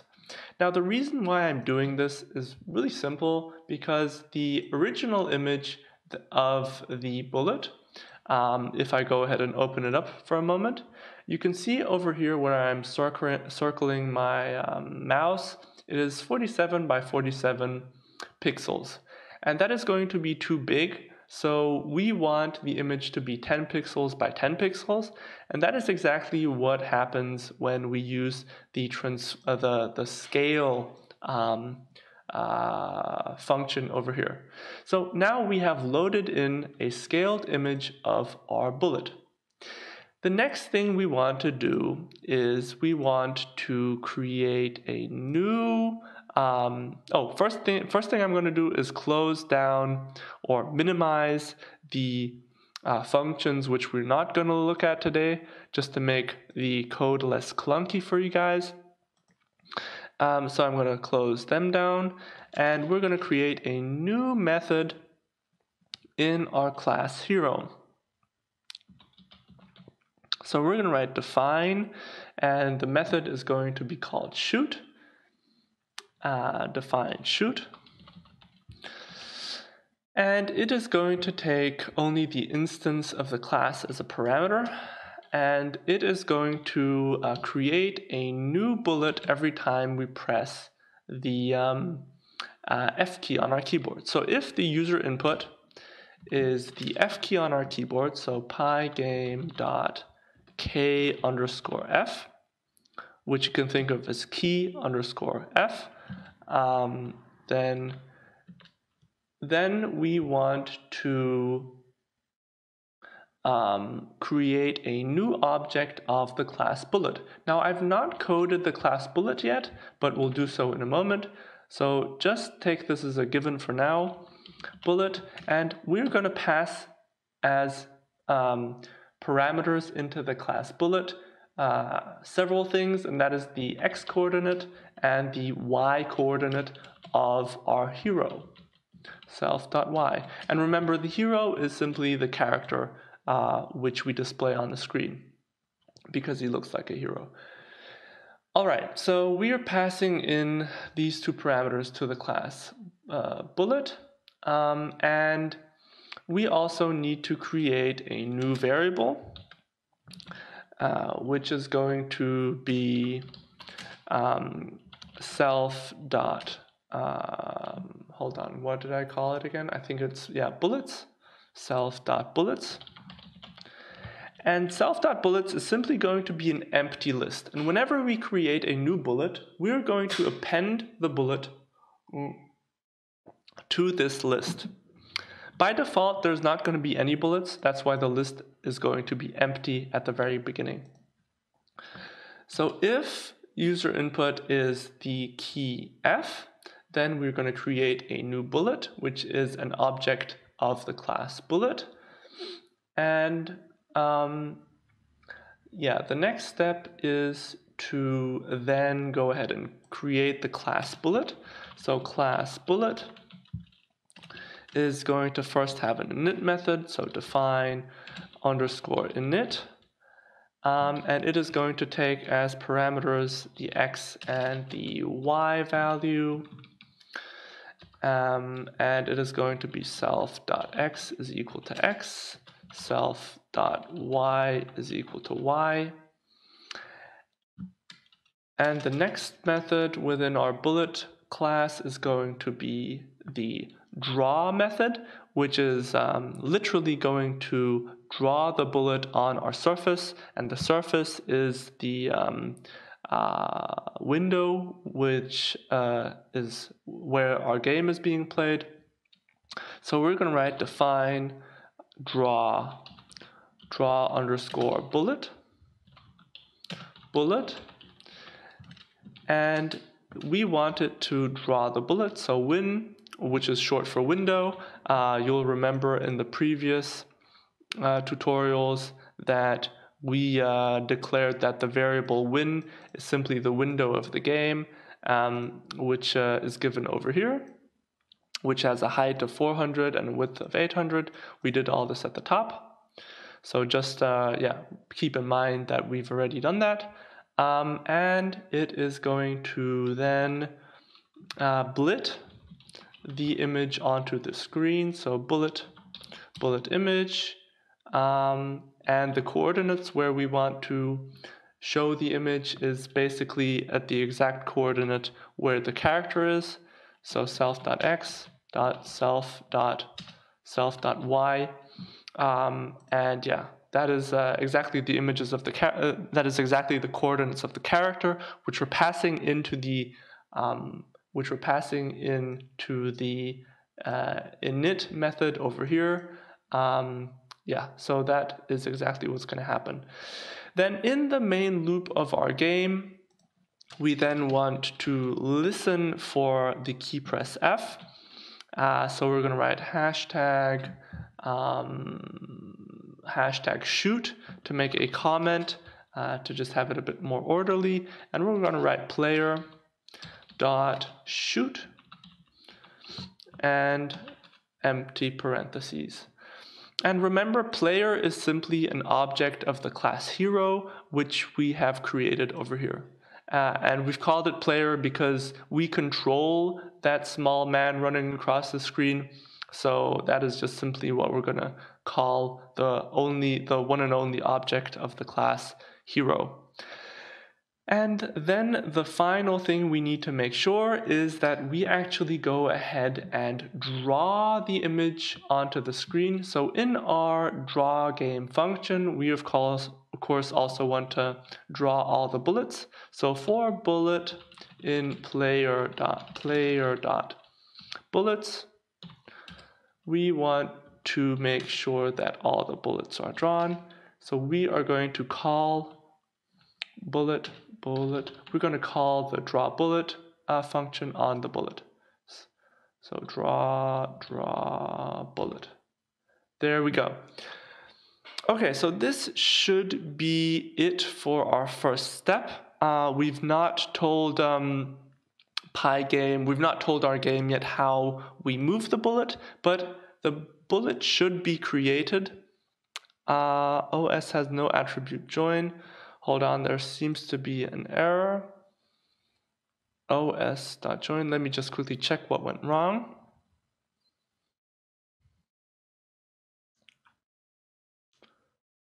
Okay, so I've made two small mistakes. The first thing is that I need to add path over here.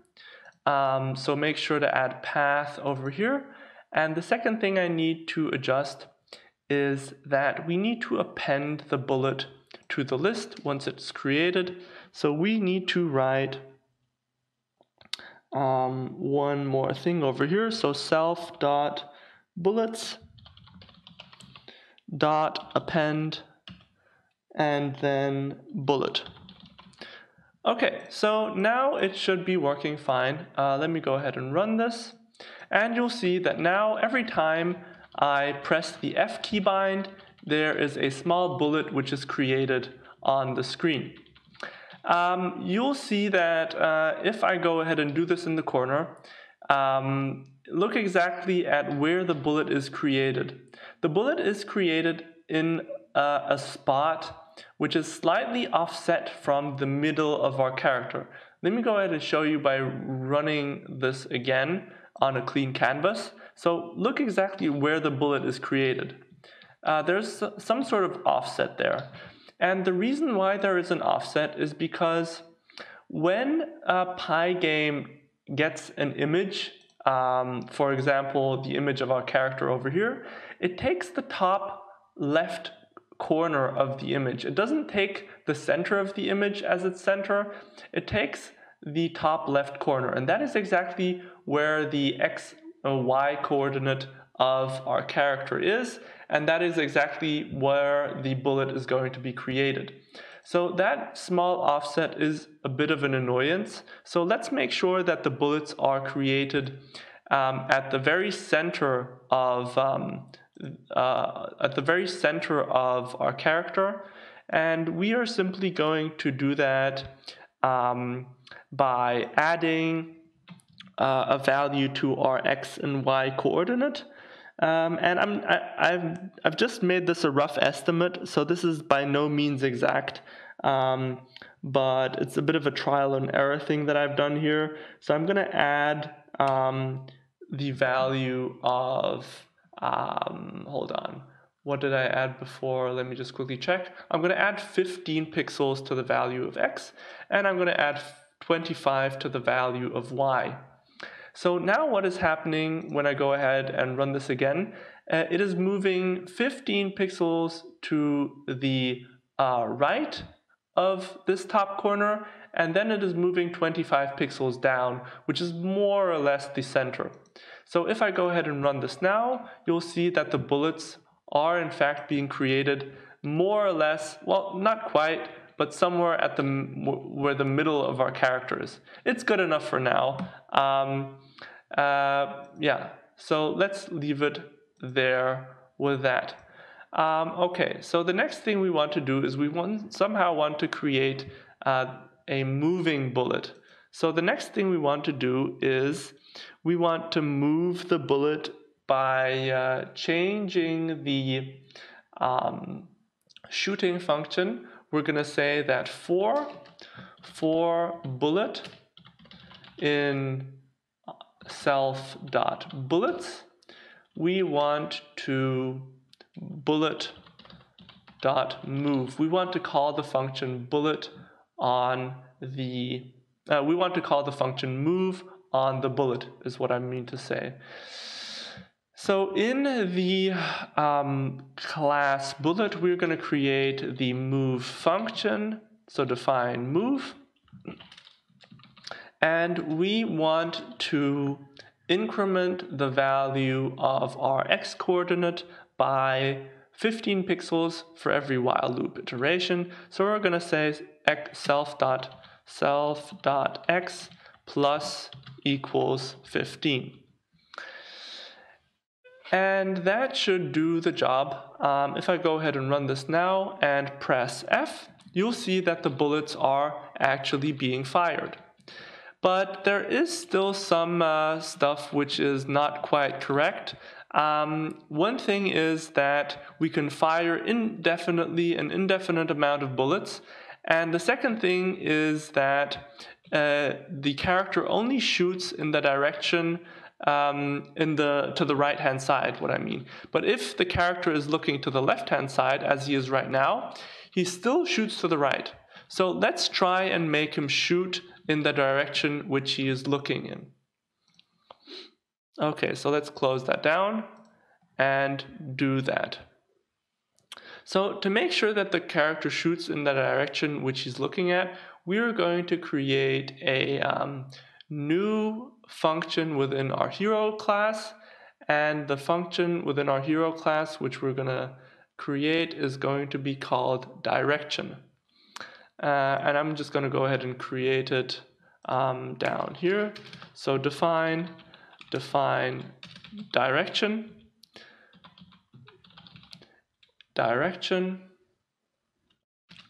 and the function is simply going to return in what direction the character is facing. So if the self.face underscore left is true, then we want to, or hold on, we're actually going to start with right at the top.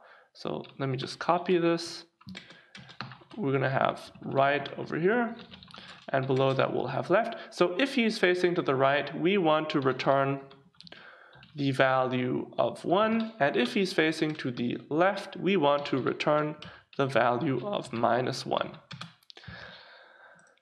Okay, so now some of you who have not been following from the very beginning might ask what this variable face underscore right is. It's actually a variable which we've included a couple of episodes ago. We said that by default face underscore right is true, so by default when we run the game the character is facing to the right. And then in, I think it was the in the movement class, in the movement method, I mean, we said that whenever we press the right key, then we want the face right variable to equal to true and face left to be equal to false, and vice versa for whenever we press the left key. So that is exactly what we've already done in previous episodes, and we're going to reuse these variables to use within this direction function which we've just created. Okay, so we've created this direction function. We now need to make sure that we pass this value of the direction which we're facing in into the bullet. So we're going to write self.direction over here, and then we need to move on to the bullet class, and it is going to also take the parameter direction. We'll write self.direction is equal to direction, and then in the movement function we're going to say that if self.direction is equal to 1, then we want to increment the x value, so then we want to make sure that the bullet moves to the right. And if self.direction is equal to -1, we want to make sure that the bullet moves to the left by decreasing the value of x by 15 pixels every while loop iteration. Okay, so yeah, that should now make us happy because it works. Hold on, let's see if it does. And now, yeah, it does work. And so there's no errors this time. You'll see that whenever I face to the left-hand side and press the F key, I get bullets which go to the left. And whenever I press F on the right, and I'm facing to the right, I get bullets which go in the appropriate direction. All right, so I'm gonna leave it here for this tutorial just to not make it too long. There's of course still a couple of things we need to improve. We need to be deleting the bullets once they go off of the screen because they take up space in our memory and we don't want that. And besides that, we want some sort of cooldown for our bullets because as you can see at the moment, I can create an arbitrary amount and there's no limit. So we definitely need to make some adjustments there. to the amount of bullets which are fired. But we'll leave it there for now. If this video helped you out, make sure to leave a like below this video. And yeah, if you want to stay up to date on this series on Pygame tutorials, then make sure to subscribe to this channel, and we'll see each other in the next episode. Hello everybody, and welcome back to another video in this Pygame tutorial series. Up until this point in the series, we've already created something that looks really much like a 2D run and jump game. We have a small character who can move all over the place, who is animated, who can even jump and also fire bullets. Now, in the last episode, we created the shooting mechanic, and we talked about a couple of things that we still need to improve with the shooting mechanic. The first thing that we need to improve is the fact that we need to delete the bullets once they move off of the screen. And the reason why we need to delete the bullets once they move off of the screen is that they take up memory, and if we fire for too long and create too many bullets, then it takes up space in our memory and it makes the game laggy. So we need to make sure to delete those bullets. And the second thing we need to make sure is that we have a cooldown on the shooting mechanic, because as you can see now, the player can shoot the entire time without a break, and that is of course something we want to avoid. So let's go ahead and implement those changes. So up in the editor, I have the code where we left off last time. Remember, if you want to follow these videos by coding alongside me, then make sure to check out the link in the description below. There's going to be a link to my GitHub where you can get all of the code. So the first thing that we mentioned was the deleting the bullets when they go off of the screen. So let us now go to the the class bullet, and let us make a new function that returns that allows us to determine whether a bullet is on or off the screen. More specifically, it is going to return true whenever the bullet is off of the screen. So we're going to say define off underscore screen. And we want to now determine when a bullet is on the screen. So a bullet is on the screen when self.x is greater than or equal to 0, and self.x is smaller than or equal to the window width, which is a variable which we determined, or which we specified at the very top. We said that the window width should be equal to 800. Okay, so now since we want to return the value true whenever we are off of the screen, we now need to put parentheses around the condition which tell us whenever the bullet is on screen, and write not in front of it. So because we want to know whenever the bullet is off screen, so not on screen. So we are going to now return the value of that, and that is our function finished.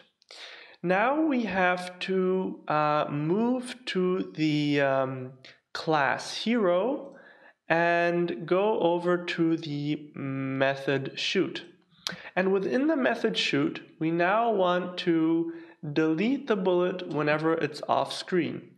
So we're just going to add it to this for loop over here. We're already saying that for bullet in all the bullets which are saved in this list over here, we want to move all of them.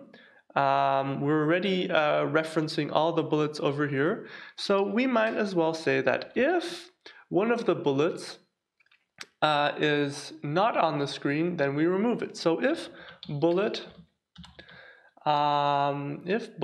dot off underscore screen, then we want to execute the code that comes after the colon, which is going to be self dot bullets dot remove bullets. Okay, so now that should be something that works. But before I go ahead and run the code, let me just briefly go over what we have done for the people who have not looked at all the episodes in this series, and to just give you a brief overview of how this feature works. So over here we have our class hero, and it has several methods. One of these methods is the method shoot, which says that if the user input is the key F, oh, hold on, now I'm changing the code, which is something I don't want to do. So if the user input is F, so if I press the keybind F on my keyboard, then this then this statement, sorry for that, then this statement returns true. And when we shoot, then a new bullet is created. So a new object of the class bullet is created, and the class bullet is given down here. So we create a new object of the class bullet, and when we create a new bullet, we also want to append it to a list which is given over here. So all the bullets are saved within that variable of bullets over there. Okay, so once we have that going and the bullet is saved in that list, then we are going to move all the bullets across the screen. The move function is one which we also made in the previous tutorial in episode 8 of the series, where we talked about moving the bullet by simply incrementing its x value or decreasing its x value depending on what direction our character is facing. And now in the 2 lines of code which I've just added and highlighted right here on the screen, we are checking if the bullet is off of the screen. Okay, so now I'm ready to run this, and the thing is that now you won't see any change, unfortunately, because the bullets are in fact being deleted when they move off the screen, but they are being deleted at the very edge of the screen, so you don't notice any difference.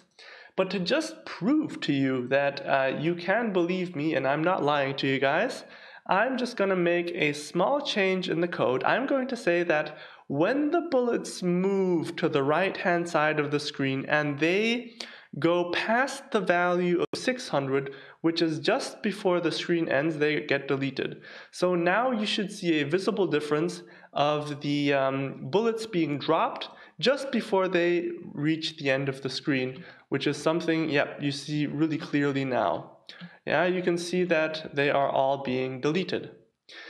All right, so that is one thing which we now have implemented. Let me just switch that back to the width.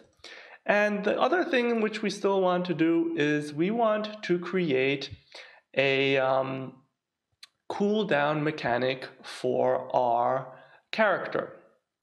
So to create a cooldown for our shooting mechanic, we need to create a new class method with our in our heroes class, and we're going to write define cooldown, and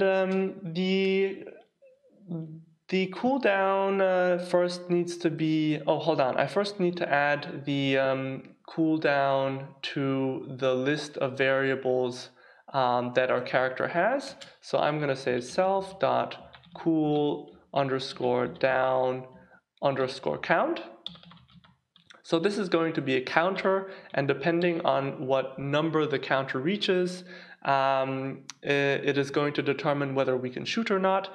More specifically, when we count within a range, within a specific range, we want there to not be any shooting.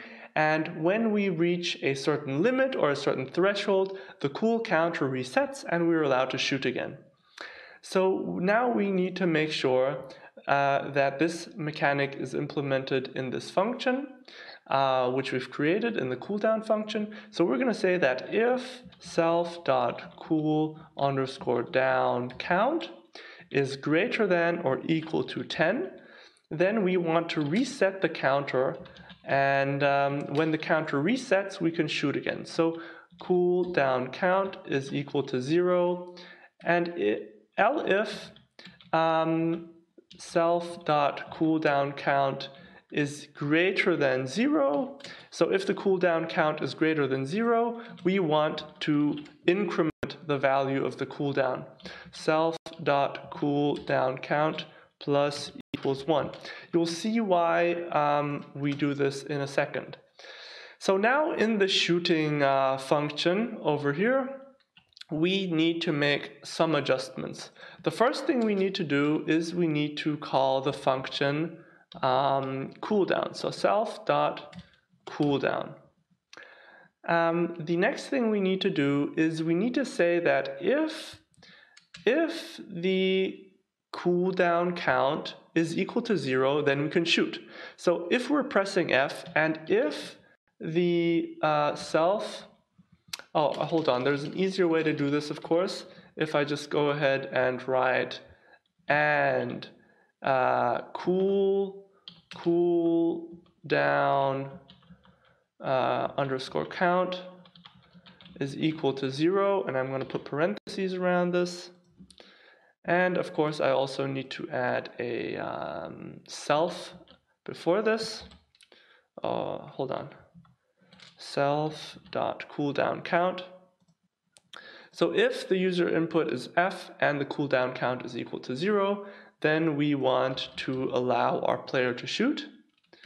And in addition to that, we also want to start off the cooldown counter. We're going to write self.cool_down count is equal to 1. And this is exactly why I choose this elif statement, which we wrote before. Because as soon as the cooldown count is greater than 0, which is exactly the case when we have a value of 1, then we are going to increment this counter until the value of 10 is reached. Okay, so then we have this cooldown count over here, and we should actually be finished right there. So let me go ahead and run this code right now, and let's see if we have not made any mistakes. Oh yeah, and you see that the character can now only shoot when the cooldown is reached. So you can clearly see that the amount of bullets which he can shoot is much lower than it is before.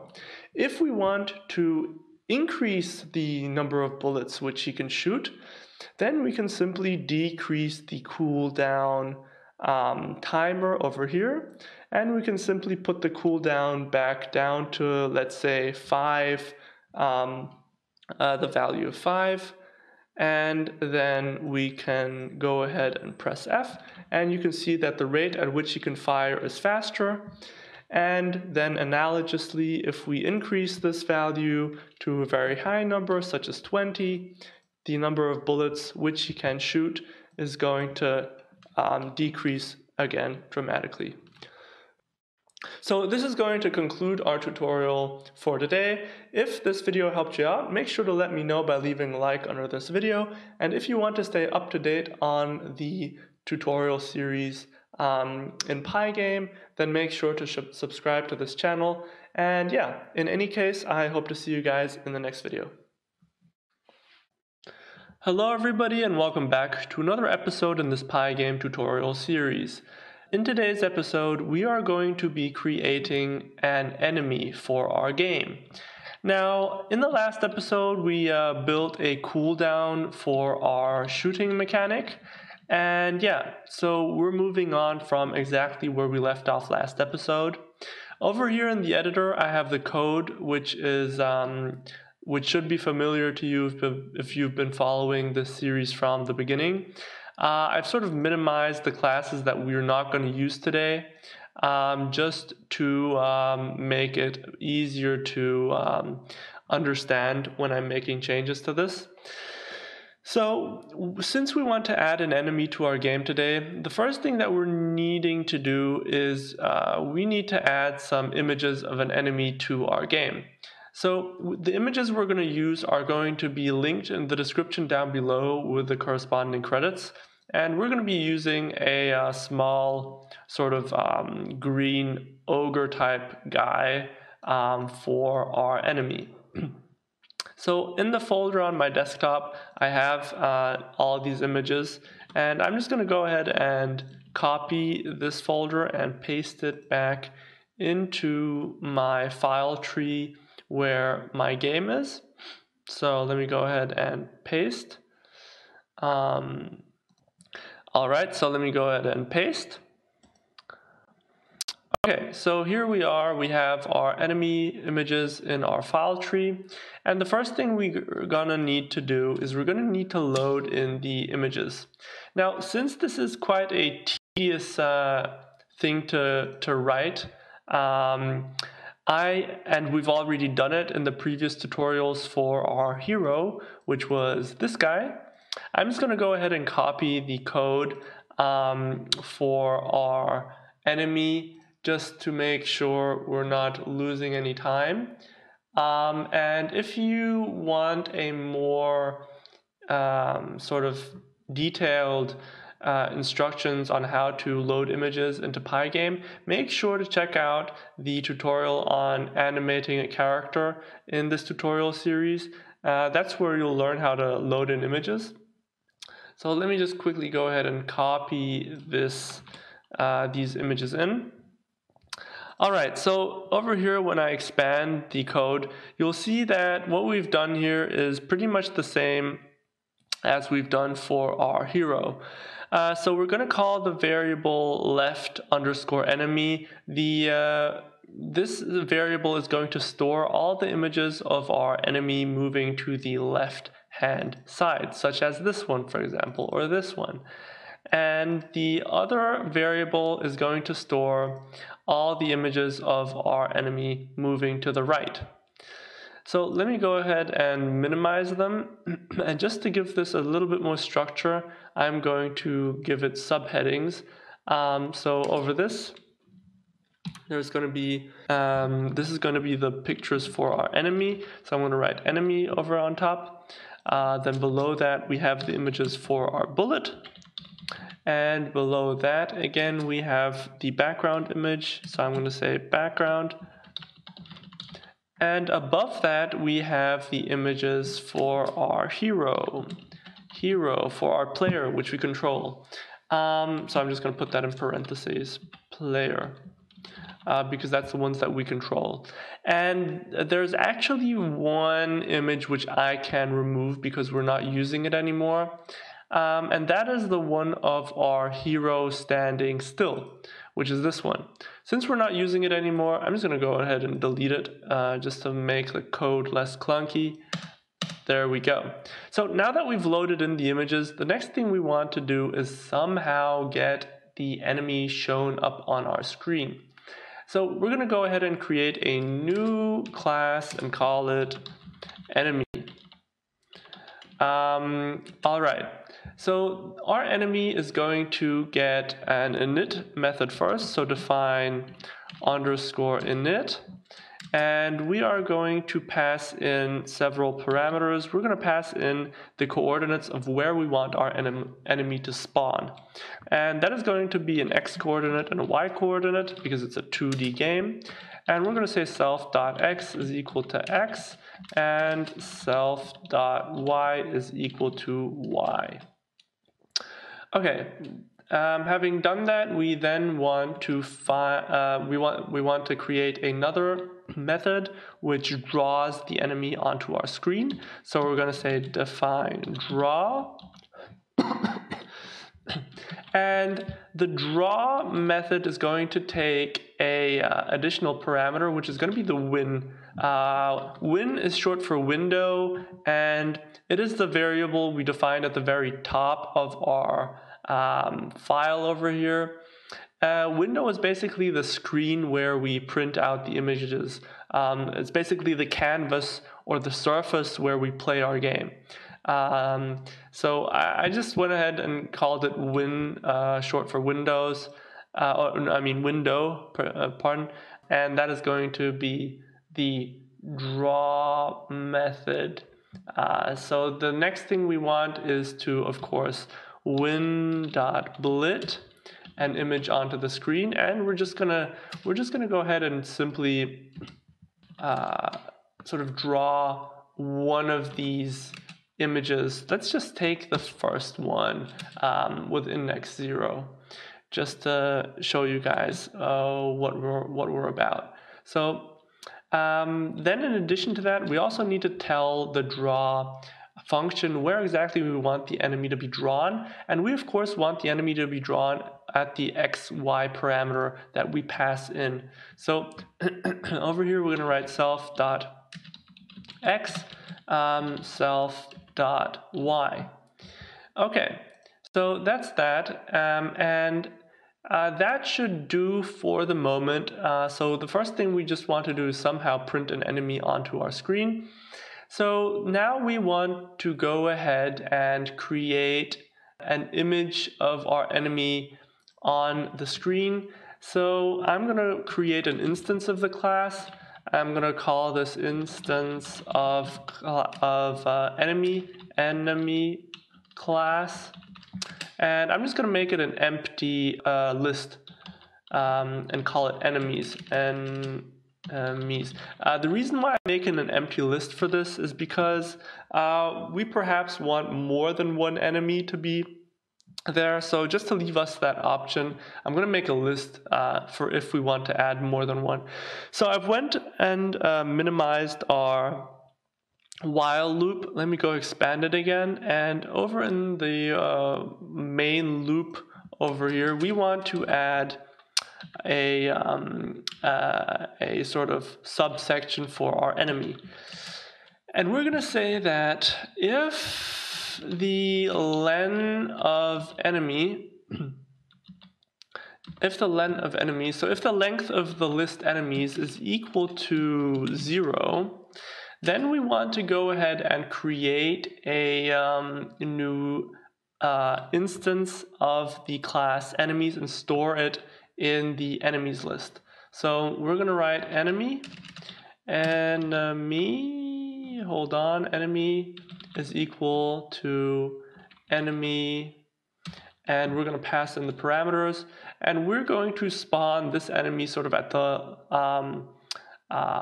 right hand side of our screen. So that's going to be somewhere like 700, and the y coordinate is going to be something like 300.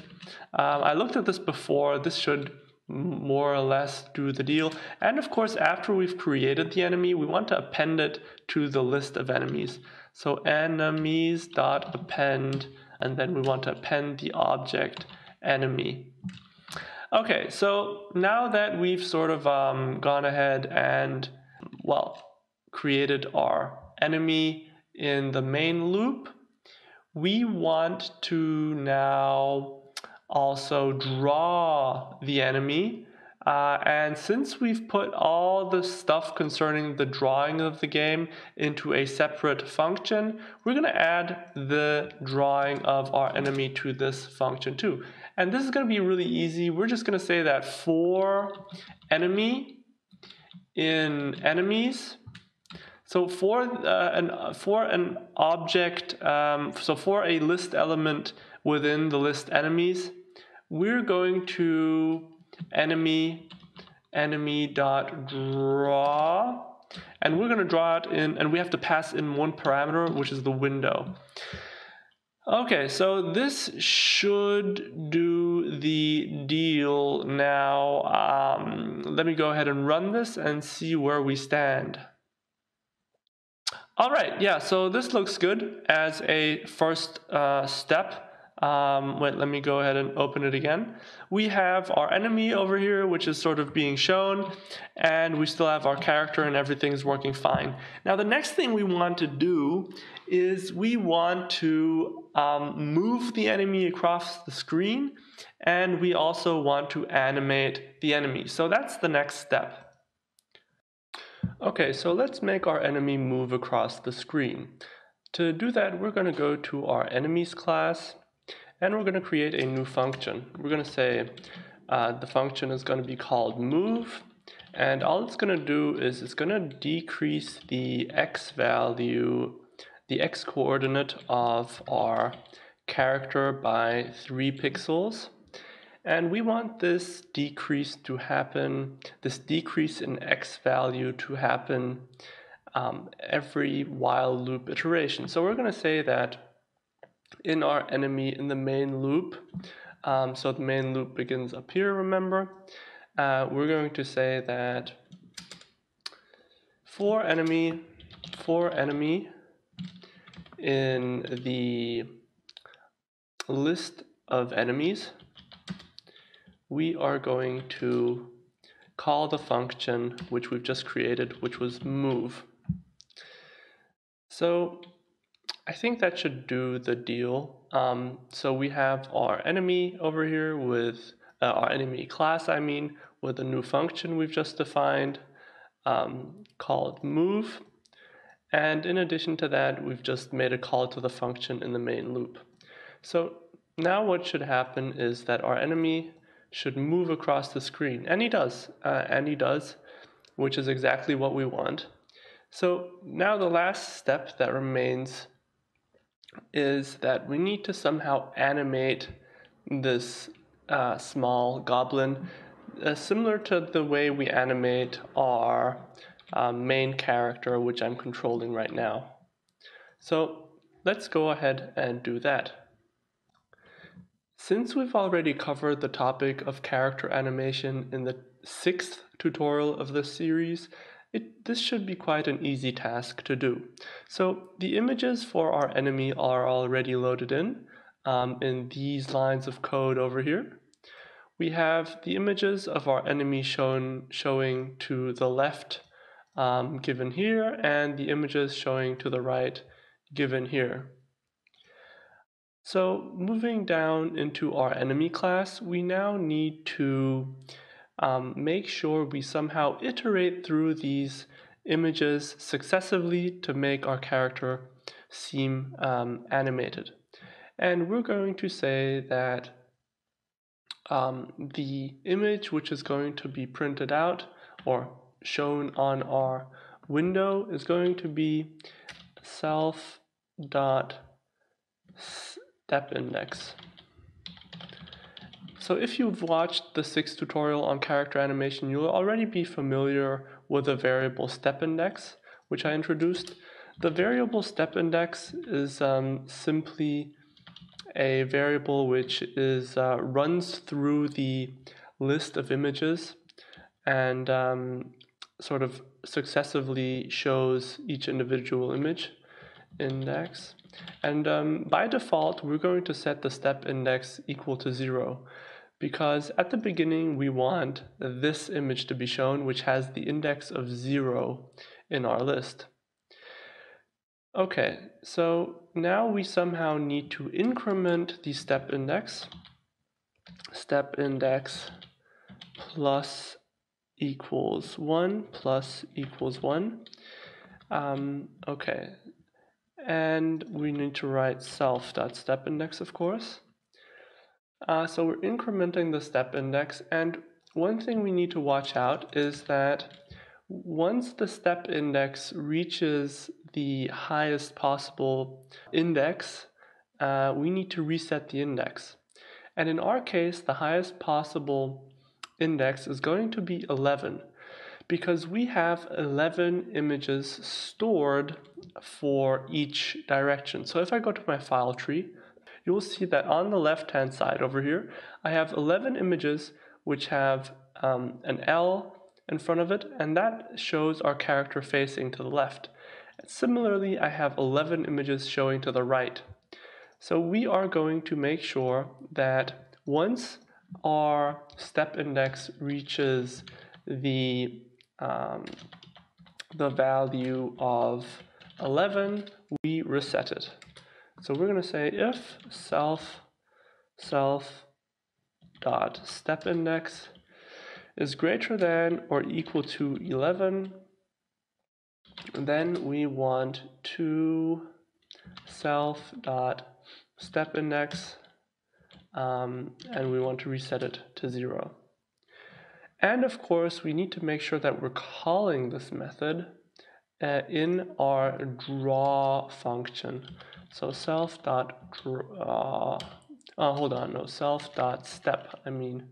self.step. Okay, so let's see if this works. Yep, our small goblin is in fact animated, but at the moment you can see that the movement is a bit jagged. It's sort of a bit stiff and jagged. And the reason why is that each image is being displayed for one while loop iteration. And since the while loop is running really quickly, we need to adjust this and make our images be displayed for longer than one while loop iteration. And so we could, for example, increase the step index to 33 and then floor divide our self.step index by 3. So now every single image of our goblin that we have, so all these images which I've shown you before, all these images get shown for 3 while loop iterations. And now if I go ahead and run it, you'll see that it looks much more smooth. Now it runs a little bit slower and much more smoothly than it did before. Alright, so now there's a couple more things we need to do, which is we need to delete the enemy once it moves off screen, and we want enemies coming from both sides. So that's the next step. Okay, so deleting the enemy off screen should be done quite easily. We'll implement another function and call it off screen. And it is going to tell us whenever an enemy is off of the screen. So it is going to return, and then it's going to return not, and then we have to pass in the area on screen. So self.x is greater than or equal to 0, and self.x is smaller than or equal to the window width, window_width. Okay, then we need to, of course, call this function for all the enemies. We're going to say that if the enemy dot off screen is true, then we want to remove the enemy from the enemies list. Remove enemy. Okay, now let's go ahead and run this and see if it works. So you can see our enemy is walking to the left hand side of the screen, and at the end of the screen he should disappear. So it's going to happen any moment, and he's gone, and then he resets. But one thing we should make sure is that the enemy walks off the screen entirely before being removed. So let's go ahead and change the off-screen function and say that he can move to an x value equal to -30 before being deleted. I think it just looks a little bit nicer. So let's go ahead and run this now. And you'll see that the enemy walks off the screen entirely on the left-hand side before being deleted. So let's see if that's going to happen. He's walking, continues, and then he walks a bit further before being deleted, which is quite nice. Or I might even go ahead and increase that to -50 just to make sure that he walks off entirely. Okay, so now to make enemies spawn on both sides, we need to go ahead and make some adjustments to our main loop over here. We're going to say that the first thing Okay, so deleting the enemy off screen should be done quite easily. We'll implement another function and call it off screen. And it is going to tell us whenever an enemy is off of the screen. So it is going to return, and then it's going to return not, and then we have to pass in the area on screen. So self.x is greater than or equal to 0, and self.x is smaller than or equal to the window width, window underscore width. Okay, then we need to, of course, call this function for all the enemies. We're going to say that if the enemy dot off screen is true, then we want to remove the enemy from the enemies list. Remove enemy. Okay, now let's go ahead and run this and see if it works. So you can see our enemy is walking to the left hand side of the screen, and at the end of the screen he should disappear.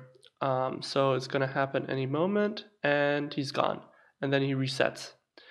But one thing we should make sure is that the enemy walks off the screen entirely before being removed. So let's go ahead and change the off-screen function and say that he can move to an x value equal to -30 before being deleted. I think it just looks a little bit nicer. So let's go ahead and run this now. And you'll see that the enemy walks off the screen entirely on the left-hand side before being deleted. So let's see if that's going to happen. He's walking, continues, and then yeah, he walks a bit further before being deleted, which is quite nice. Or I might even go ahead and increase that to -50 just to make sure that he walks off entirely. So now spawning in the enemy from both sides is going to be what we want to implement. So the first changes are going to be made to our main loop. We're going to say that if the length of the enemies is equal to 0, we're going to first create a random underscore number, a random number, and the random number we first need to import a module to generate random numbers. So we're going to import random at the top. And then we are going to create a random integer, random.randint, and it is going to be between 0 and 1, or more specifically, it's going to be 0 or 1. And we're going to say that if the random number is equal to 1, then we want to spawn the enemy on the right hand side of our screen. So let me go ahead and just change the indentation here and here. And we need to make sure that the x value corresponds to the right hand side of our screen. So we're gonna, since the window has a width of 800, we're gonna spawn our enemy at the x value of 800, or maybe not entirely 800. Let's do it 750 first. So it's gonna spawn somewhere on the right hand side. And if the random number is equal to 0, then we want to spawn the enemy on the left-hand side. So we're just going to copy these two lines of code, paste them in here, and we're going to change the x value of where the enemy spawns. Let's make it 50.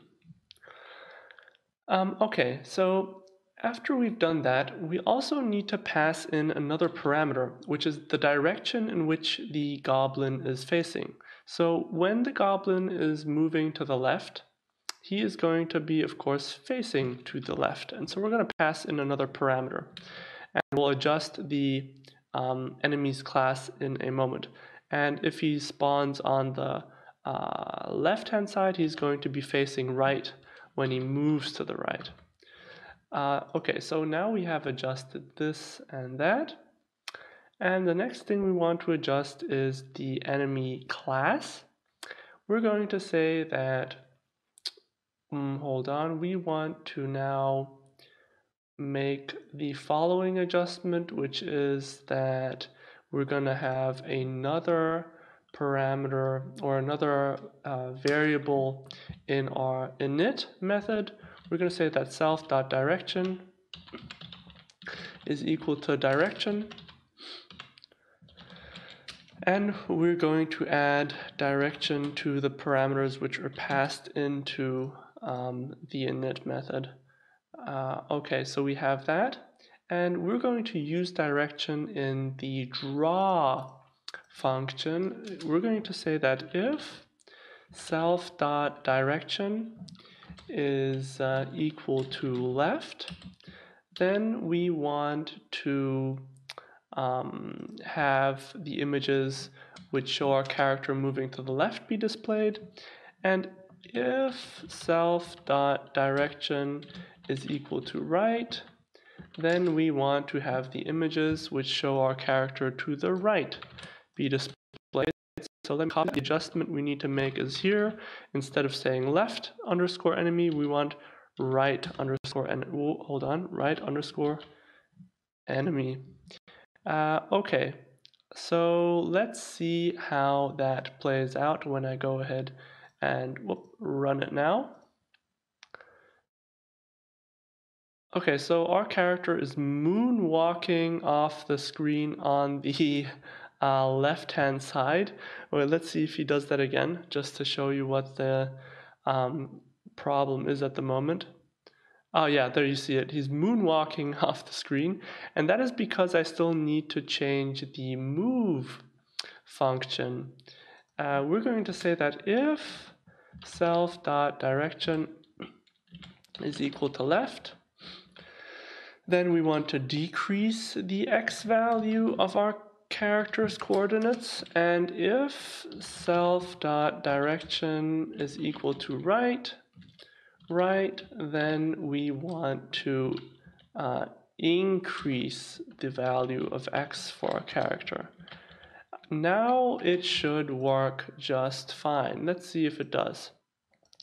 So we have our character who has now been spawned on the right-hand side, moving to the left, and he's animated. And let's hope that he spawns on the other side now. Yep, he spawned on the other side, and you can see him walking really nicely off the screen. And he should be deleted at the end of the screen, I hope. Or does he carry on walking? No, he gets deleted because a new enemy is spawned. Yeah, so that looks nice. One small adjustment we're going to make is we're going to adjust the off-screen function, and we're going to say that the window, the place where the enemy is deleted is just off the screen, so we can make sure that our enemy walks off the screen entirely before we delete him, and that should be the only change for now. Alright, so we're going to leave it there for this tutorial. We've managed to create a small enemy, and the next step is going to be creating some sort of hitbox and health mechanic to make this game more complete and to have them fight each other. So if this tutorial helped you out, make sure to leave this video a like and consider subscribing to this channel if you are new, and we'll see each other in the next video. Hello everybody, and welcome back to another episode in this Pygame tutorial series. In today's video, we're going to be creating hitboxes for the enemy and our character. And whenever the enemy hits the player within a certain area, we want to be losing health. And when we hit the enemy with a bullet, we also want the enemy to lose health. So the hitbox tutorial that we're going to be going through today is the first step towards creating this sort of damage mechanic. All right, so let's go ahead and go to the heroes class and add another variable. Under the category, we're going to comment the category as, we're going to label the category as health, because the hitboxes have something to do with the health of the character. And we're going to write that self.hitbox is equal to a tuple, and the tuple has the value self.x, self.y, and then it has two more values, which are going to be, hold on, let me just quickly have a look at what I wrote before. We're going to say 64 and 64. And the next thing we're going to do is we're going to draw the hitbox by simply using the hitbox that we just determined over here in the draw function of our heroes class. So we're going to write self.hitbox is equal to self, or I'm just going to copy that from above, self.x, self.y, 64 and 64. And then we want to draw a rectangle, which is going to be our hitbox. So pygame.draw.rect. And when you're drawing a rectangle, you have to give the surface where you want to draw on, which is of course going to be win, which is short for window. It's the variable we specified in one of the earlier episodes as the surface where we draw everything, or the canvas, you can also call it. So we have the canvas, which is given as an argument.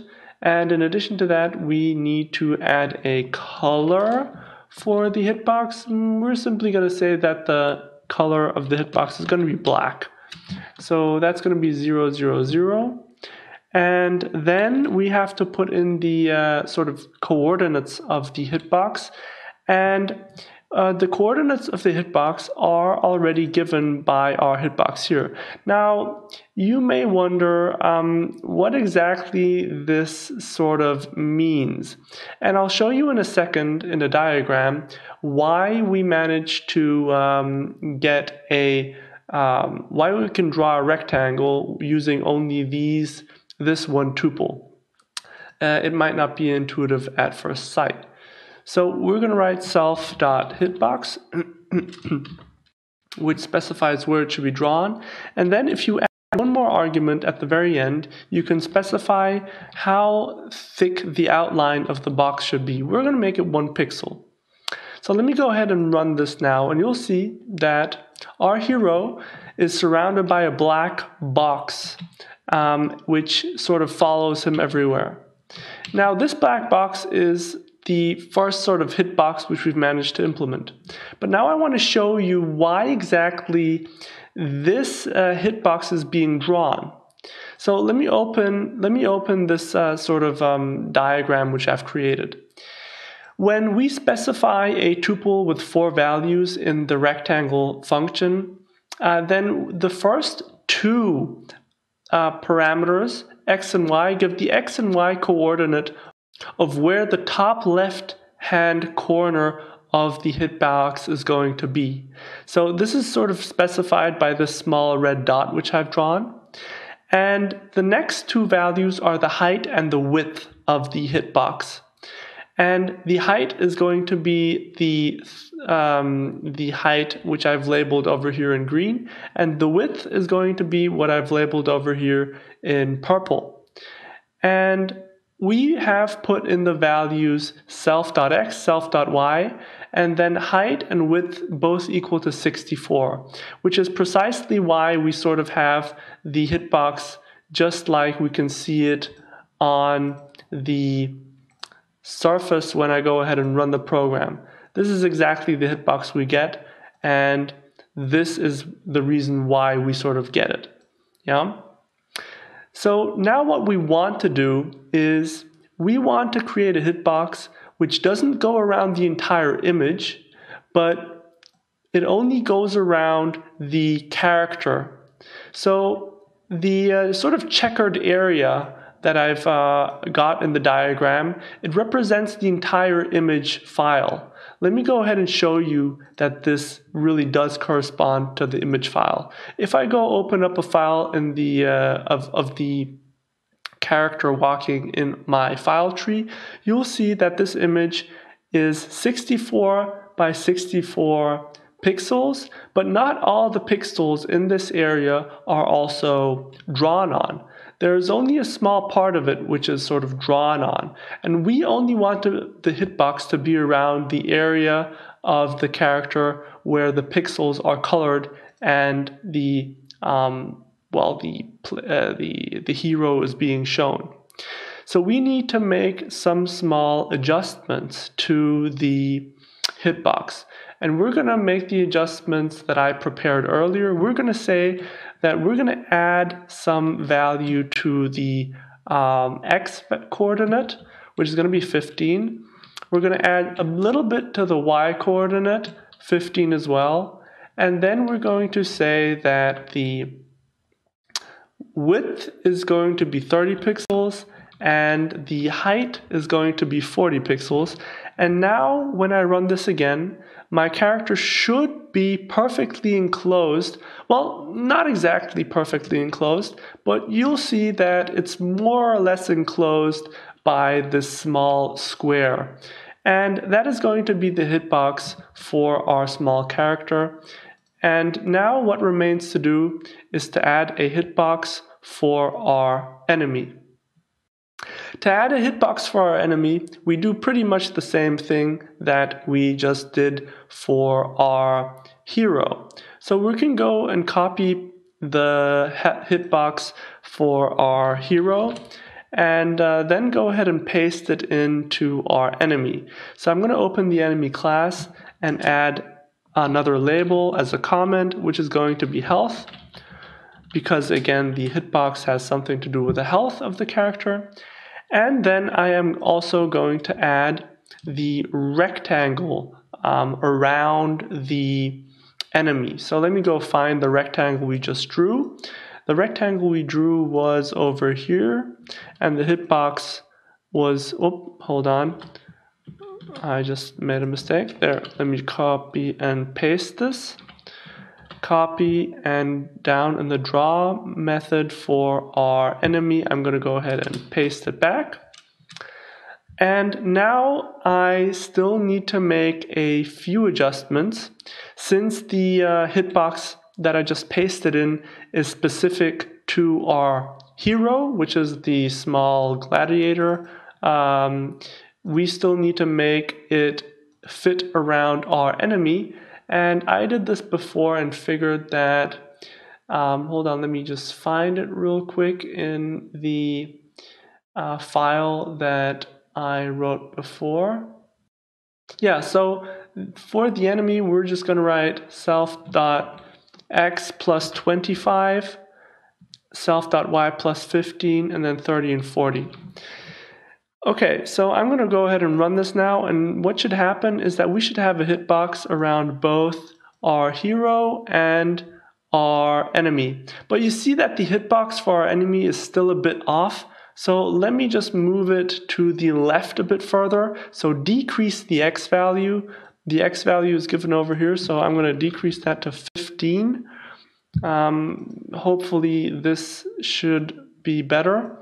And yeah, the hitbox sort of surrounds the enemy a bit better now. All right, so that's our two hitboxes done. And there's one more thing that I want to mention.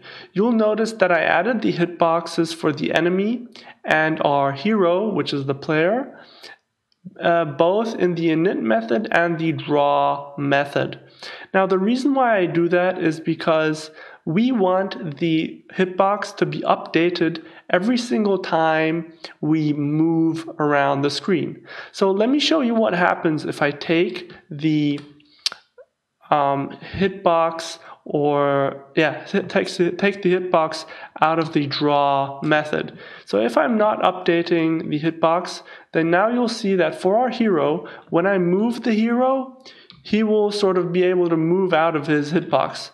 So I need to somehow create a hitbox first in our init method, and then I need it to be updated when I draw it. So now now you can see that once I put it back into the both the init method and the draw function, the hitboxes are all right again. Okay, so that's going to be it for this tutorial. In the next tutorial, we're going to be looking at how we can implement collisions. So we want to, of course, have the enemy be able to shoot bullets that actually damage the goblin. And we also want the goblin to be able to damage our hero when he is punched. But more on that in the next episode. If this video helped you out, make sure to leave a like and subscribe to this channel if you want to stay updated on this tutorial series. See you in the next one. Hello everybody and welcome back to another episode in this Pygame tutorial series. In today's episode, we're going to be creating a collision mechanic for our game. This collision mechanic will allow us to display when the enemy is being hit by a bullet. So at the moment, you can see that whenever I hit the enemy with a bullet, nothing happens. But at the end of this tutorial, we want there to be a console output that tells us that the enemy is being hit by a bullet. Similarly, we also want a console output whenever the enemy walks into our main character. So that is going to be what we're trying to do today. And the black boxes, which you can see on the screen right now, are the hitboxes, which are the result of the last tutorial. Now, I had a question come up recently whether these black boxes will be seen in the final version of the game. And the answer is, of course, that they won't be visible in the final version. The black boxes surrounding the enemy and the character are simply for visualizing the hitboxes, and they allow us to sort of understand what happens behind the scenes. So that's why I'm going to leave them in for the moment.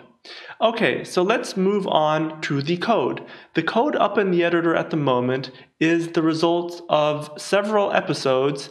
And if you are not familiar with the code that I have here, then make sure to watch the preceding episodes in this Pygame tutorial series to make sure that you're up and running and up to date with what is up in my editor. And for those of you who are just joining in, let me just give you a brief overview of what the code that I have in the editor encompasses. So at the beginning, we're sort of creating our window. We called the window win, and the window is simply the screen in which the game is being played. In addition to that, we have imported all the necessary images in these lines of code over here that I've highlighted. Then we have the class for our hero. The hero was the character which we control. And I've minimized all these classes just to make it look less clunky. We also have a class for our bullet, which is the projectile which we shoot, and a class for our enemy, which is, of course, the enemy. Then at the very end, we have the instances of the class hero, the instance of the class enemy, and at the very end, there's our main loop. Now, remember, the code is always going to be available. Down in the description below, there's going to be a link to my GitHub. So if you want the code, make sure to check that out. And a final thing that remains to be said, that on the left-hand side of my screen, I have all the images. The images of my enemy are the ones that I've highlighted here, and the images of my hero are the ones that I've highlighted here. And that's sort of what they look like. Alright, so let's jump in and create the collision mechanic. I am going to add a function to our hero class, and this function is going to be called hit.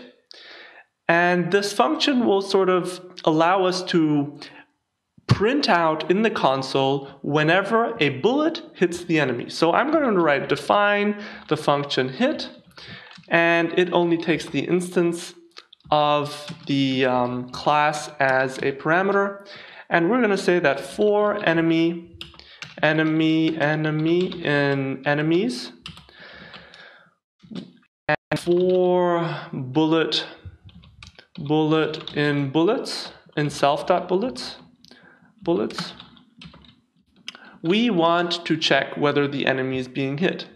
Now I am going to copy a line of code into the editor just to make sure that we spend more time on the explaining and less time on the typing.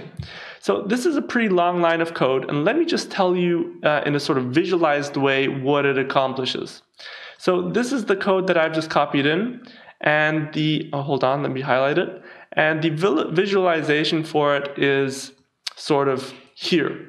So I've put a screenshot into a Paint document, and you can see that there's an x-axis and a y-axis, and this red dot that I'm moving around is a bullet. And now what we want to accomplish is quite simple.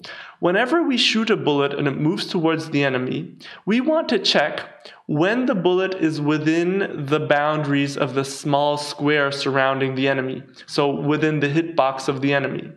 And there's two things that we need to check. We need to check that the x-coordinates of the bullet are within the enemy's hitbox, but we also want to check that the y-coordinates are within the enemy's hitbox. And the reason why the y-coordinates are also important is that, remember, our character can jump. So if our character is somewhere up in the air and is shooting a bullet that sort of flies above the enemy, we want to check whether the bullet is above the enemy or not. So if a bullet is traveling sort of over the enemy, that is of course not a hit. And that is exactly what this line of code is checking. So this inequality here checks whether the x-coordinate of the bullet is within the boundaries of the enemy's hitbox, right? So that's why I'm writing enemy.hitbox over here and enemy.hitbox over here. And this is sort of what we have on one side, and in addition to that, we're combining the first statement with an AND to the second statement, and the second statement, which is what I'm going to highlight over here, this second statement checks the y coordinate. So that means the y coordinate, that would be sort of the vertical axis, whether the bullet is within the range that I'm sort of wobbling the bullet in right now. All right, so now if this returns true, we of course want the console to output that it is a hit. So print, and we're going to say hit. Now the last thing we need to do is we need to create a call to this function, and we're going to create the call to the function in the shoot function in the class hero. So we're going to say self.hit. There we go. Now when we run this game now and I shoot a bullet towards the enemy, nothing happens.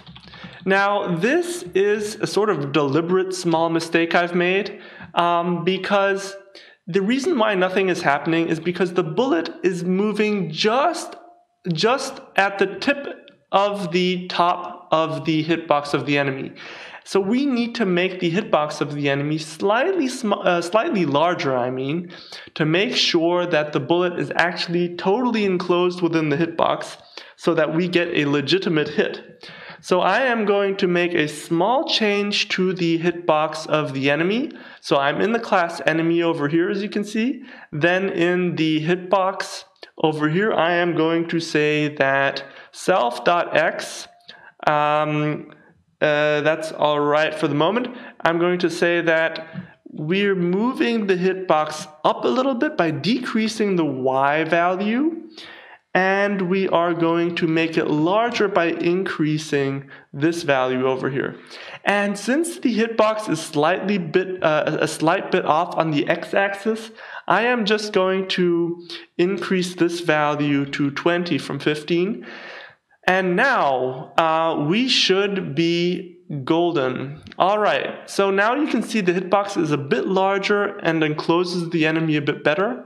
And now when I shoot the enemy, you can see that down here in the console, which I'm highlighting, you can see the word hit printed out. So let me go ahead and run this again and pay attention to the console output, and you'll see that it returns hit whenever the bullet hits the enemy. So the bullet is traveling and it hits, and that is exactly what is printed out in the console. So now that mechanic is working really well. The next thing we want to do is we want the console to output hit whenever the enemy walks into our hero. So that is going to be pretty simple. It is pretty much the same mechanic that works for the bullet.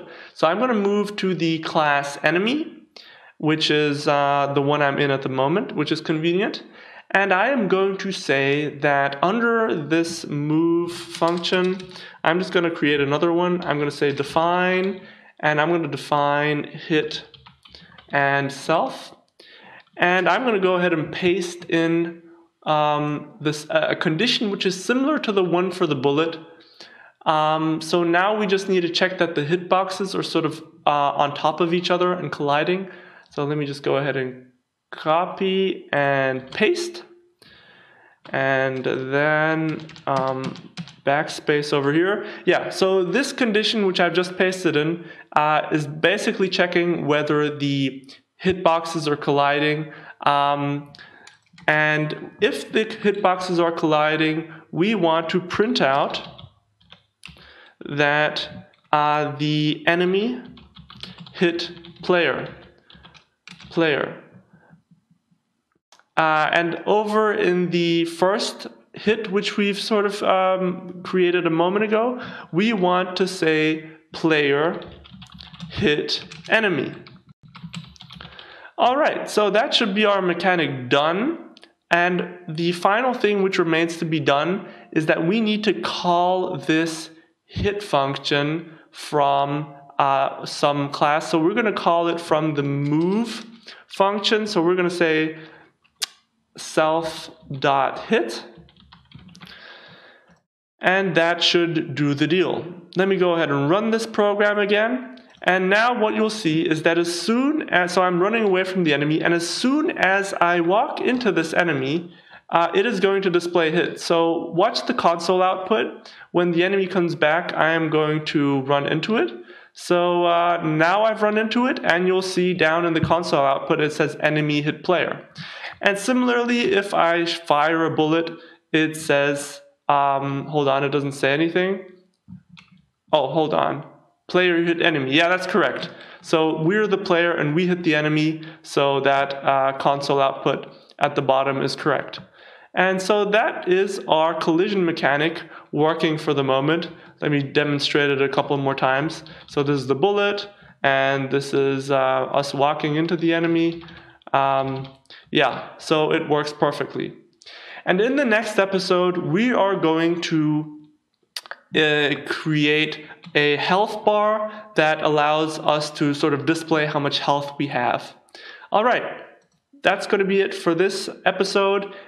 Make sure to leave this video a like if you enjoyed it and learned something new, and consider subscribing to the channel if you want to stay updated on this series. See you in the next one. Hello everybody, and welcome back to another episode in this Pygame tutorial series. In today's episode, we are going to be implementing health bars into our game. So in the last couple of episodes, we added the hitboxes to our characters. The hitboxes are represented by the black boxes around the enemy and the character, and they determine what area has to collide for a hit to be registered. Let me demonstrate that real quick. So if I shoot the character, you'll see in the console output that the player has hit the enemy because the bullet has hit the enemy within the hitbox. And similarly, if we walk into the enemy, then you'll see in the console output, it says that the enemy has hit the player. So let me demonstrate that a couple of times. So if I hit the enemy again, you can see in the console output that the player is at the enemy. And then again, when I walk into the enemy, then the console output adjusts accordingly. So that was the mechanics that we sort of implemented in the last couple of episodes. And now let's get straight into building the health bars for both the character which we control as well as the enemy. So over here in the editor, I have the code which is familiar to you guys from the previous episodes. And we're going to open the class enemy and move down to the function draw. After all, when we create the health bars, we are in fact drawing something onto the screen, so it makes sense to add this health bar to the draw function. So the next one we're going to do is we're going to draw a rectangle. Let me make sure that I'm getting this right. I want to draw a rectangle. So pygame.draw.rect, which is short for rectangle. Then we pass in the surface where we are drawing the rectangle, which is of course our window. And I've shortened the variable to win, which is short for window. And we want to add a color for the health bar. And at the beginning, we are, of course, going to have full health, which is always green. And behind the green health bar, we want to add a red health bar. Because when we are hit by a bullet, when the enemy is hit by a bullet, we want to sort of subtract some of that green health bar so that the red health bar, which is behind the green health bar, is shown. All right, so let's go ahead and implement that. We're going to say that the health bar, which is on the bottom, is going to be entirely red. So red is going to be 25500. And we have to add a position of where we want this health bar to be added. So I've went ahead and sort of determined where exactly the position is going to be. It's going to be at self.x plus 15, comma self.y, and then 30 and 10. All right, so let me go ahead and quickly show you guys what I've added to the game. You'll see that at the moment there's this sort of red bar which our enemy has on top of him. And this red bar is going to be behind a green bar, and the green bar is going to get smaller and smaller whenever we hit the enemy. So let me add a green bar to the on top of the red bar. So we're going to say that pygame.drawRect, and then I am going to change the color of the new rectangle which we're adding on top to green, and the code for that is 02550. Now you'll see that there is only a green bar on top of the enemy. And if I make the green bar a little bit shorter, let's change that to, let's change both. Wait, what's the length again? Yeah, the length is going to be this one. So let me make the green bar half as long. Now you'll see that the green bar basically overlays the red bar. And so in order to make the green bar get shorter whenever we hit the enemy, we can implement a small if statement. We're going to say that if self.health, which we haven't added yet, but I will do it in a second. If self.health is greater than or equal to 0, then pygame.drawRect, so we're going to indent this. And then we have to say that the width of the bar is going to be equal to hold on, it's going to be this one though. It's going to be self.health. All right, and so we need to add this variable health to our list of variables in the init method of the enemy. So we're going to say that self.health is going to be equal to 30. All right, so this should be good for the moment. But now we still need to have a possibility to decrease the enemy's health whenever he is hit. So if we go down to the function hit in the enemy class, we are going to say, instead of printing enemy hit player in the console, we're going to subtract some health from the enemy. So we are going to say that the player.health, oh, hold on, is that correct? It's going to be, oh, okay, I got it again. We got to go to the hero class, and in the hero class, we also implemented a function called hit. So this function, which we explained in the last video, it outputs in the console player hit enemy. So whenever we hit the enemy with a bullet, the print statement over here is executed, and this text is printed out in the console. So instead of printing out in the console that the enemy has been hit by the player, we are going to instead subtract some health from the enemy by saying enemy.health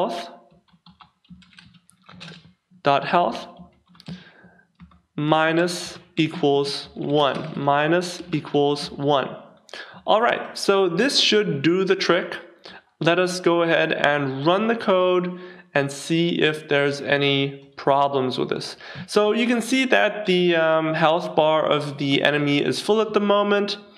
And let's go ahead and shoot a couple bullets, and you'll see that the enemy is losing health. And since we are creating a new enemy whenever the enemy walks off screen, his health replenishes whenever he walks off screen. So let us try and kill a couple enemies.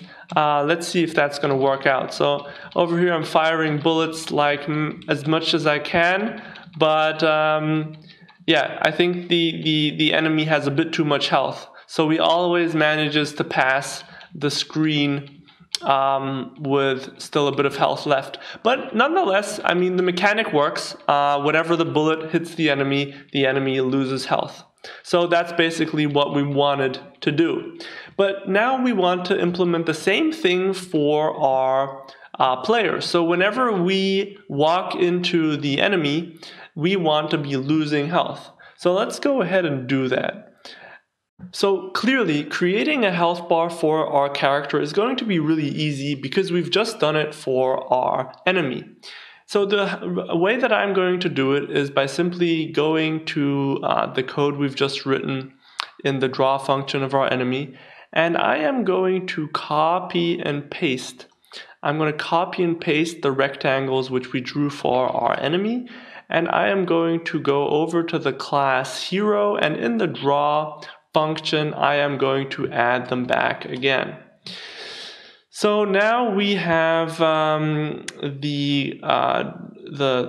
rectangles, the green rectangle and the red rectangle in the heroes class, and we of course need to add a variable health to our player. So we're going to say that self.health is equal to 30. So we're going to give our player, which we control, just as much health as we gave the enemy.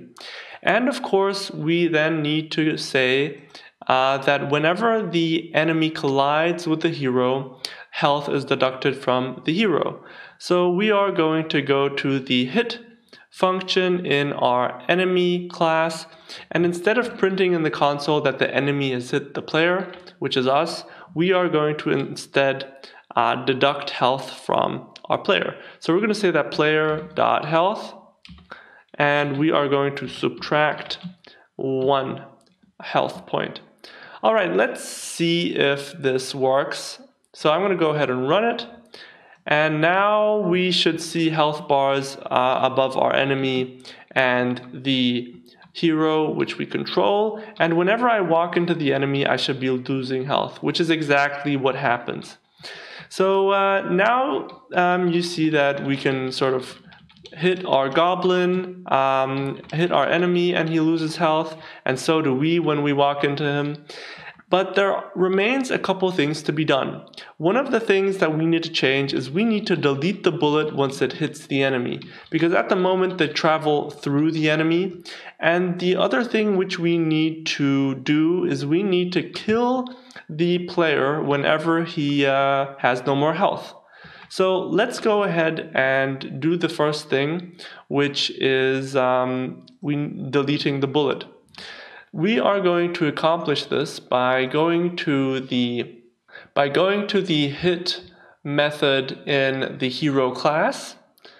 And so let me open back up the hero class, and we need to go right down to the hit function.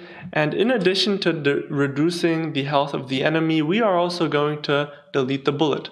We're going to do that by simply writing player.bullets.remove and in the brackets we're going to write bullets. Oh no, hold on, bullet.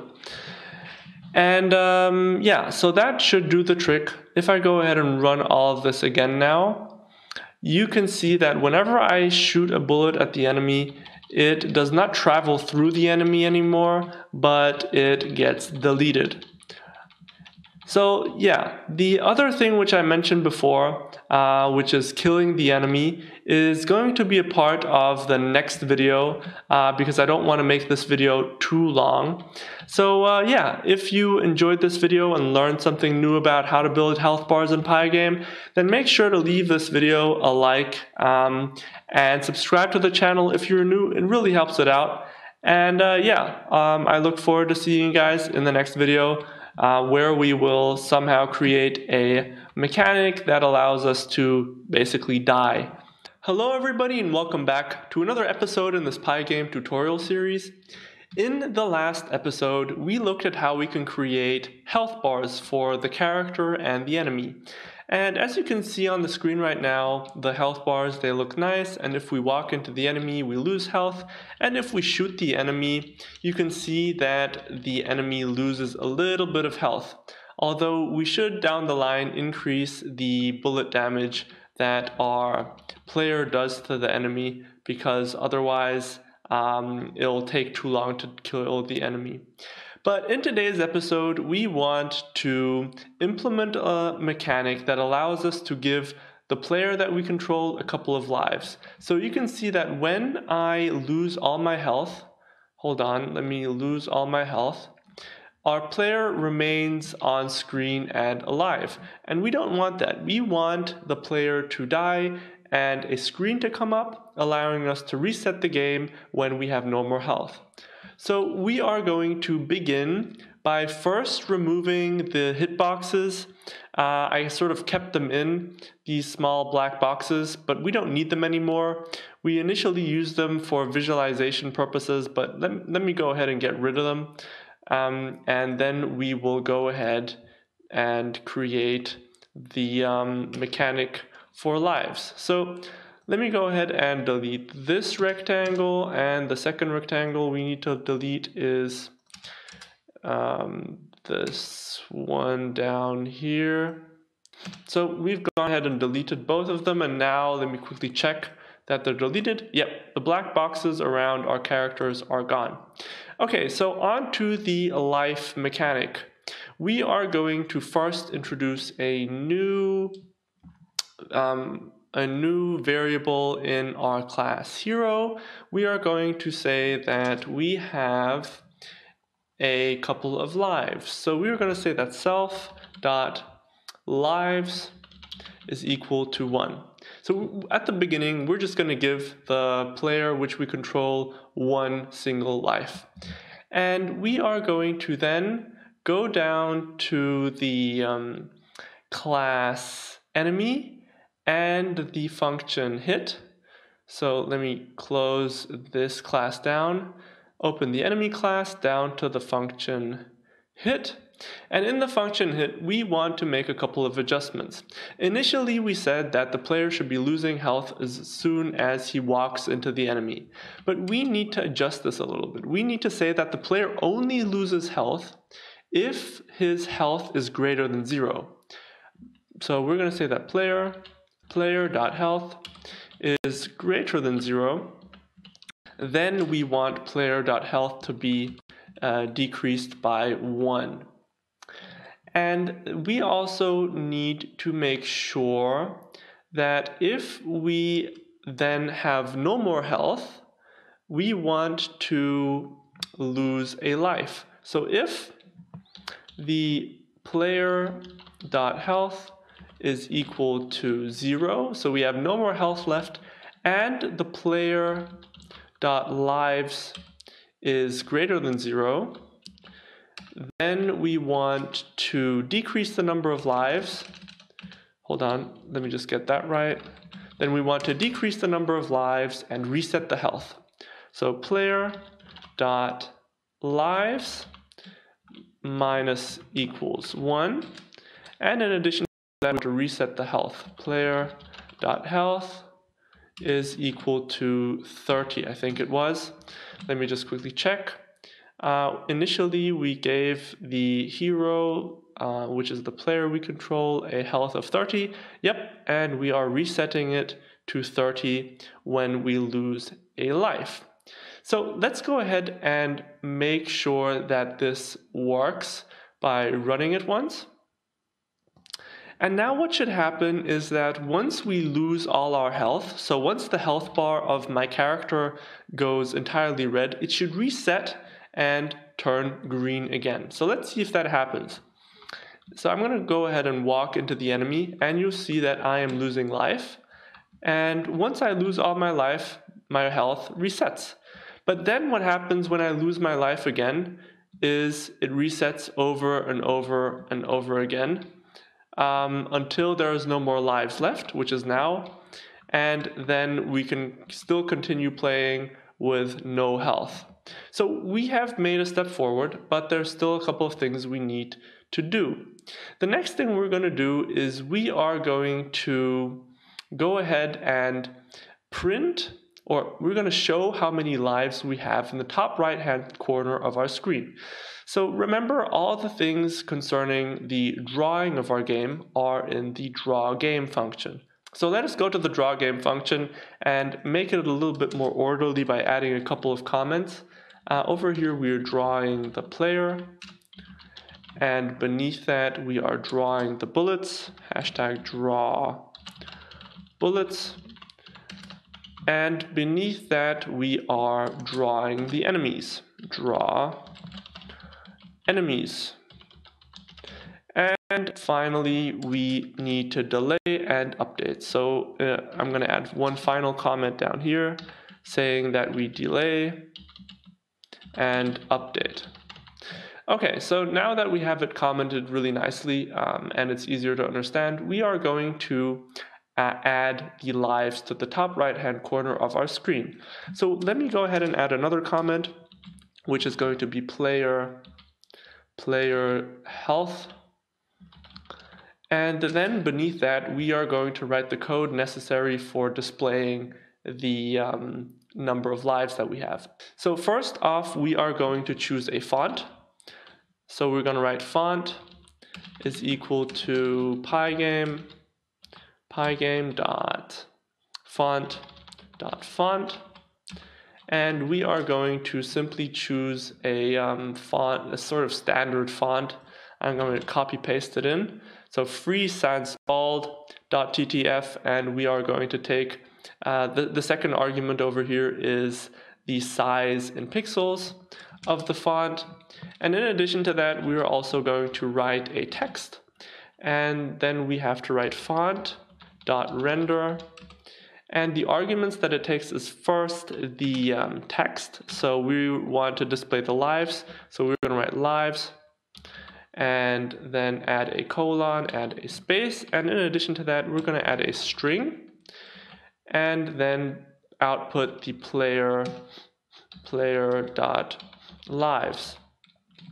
Okay, And subsequently, we need to add another argument, and we are going to add true over here, because the third argument over here asks if anti-aliasing is meant to be on or off, and we're simply gonna put it on by writing true over here, but it doesn't matter for now. It just you can put it on false, but it won't make a difference.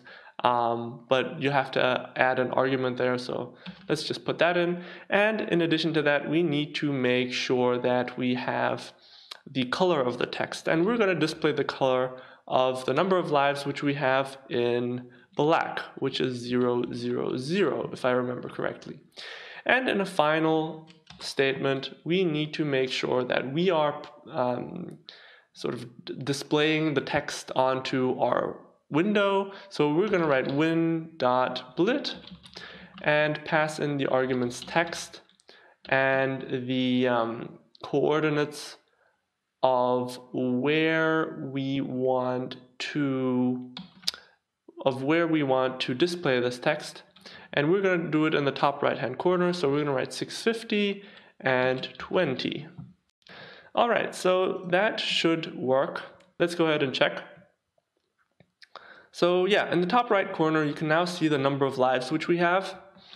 So let me try and lose a life. So I'm going to run into the enemy. We're losing life, and yep, you'll see that the number of lives on the top right corner jumped to 0 from 1.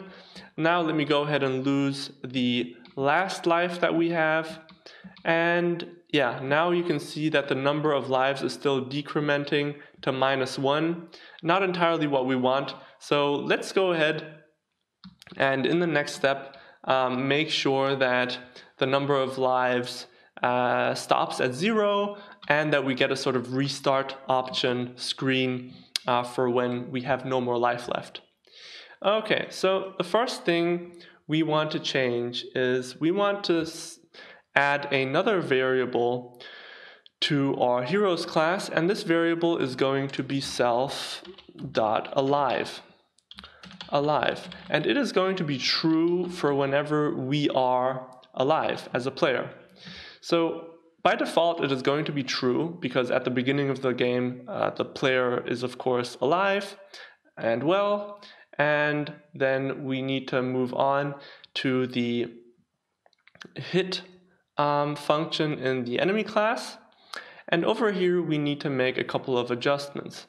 We need to first say that if the player.lives is greater than 0, then we want to decrease the number of lives. So by decreasing this, by deleting this equal sign over here, we have a solution for the problem of having negative lives. So that won't happen anymore, because right now we are only going to decrease the number of lives if the available number of lives is greater than 0. And then we need to move on and say that if, over here, elif player health is equal to 0, so if we have no more health and the player.lives is equal to 0, so if we have no more health left in our health bar, and in addition to that we have no more lives left, we want to go ahead and say that our player has died. So we're going to change the variable of the alive variable in the player in the hero class to false.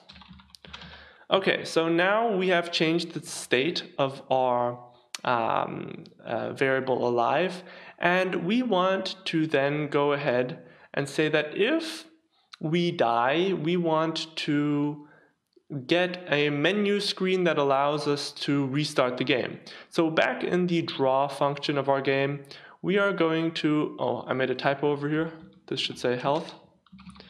Yeah, so down over here, we want to go ahead and expand on this section. We're going to write that if player.alive is equal to false, false. So basically, if our player is dead, we need to go ahead and fill the screen with the color white, I think it is. Yeah, so win.fill and pass in the RGB code 000 for white color. And then we want to have the screen say you died and you can press R to restart. So we're going to say font is equal to, I'm going to just copy and paste that from before because we're using the same font. And I'm going to copy and paste this line of code for the text we used before, but I'm going to change it to say you died. You died, exclamation mark, press R to restart. Okay, so that should be fine. Now, let me go ahead and make sure that we got everything right. So there's a couple more things we need to add. We, of course, need to place the text in the middle of our screen. So we're going to go ahead and say that we want to get the rectangle of the text. So text rect is equal to text dot get underscore rect, and we are going to define the center of this by saying text rect is equal to dot center is equal to window underscore width floor divided by 2 and window height floor divided by 2.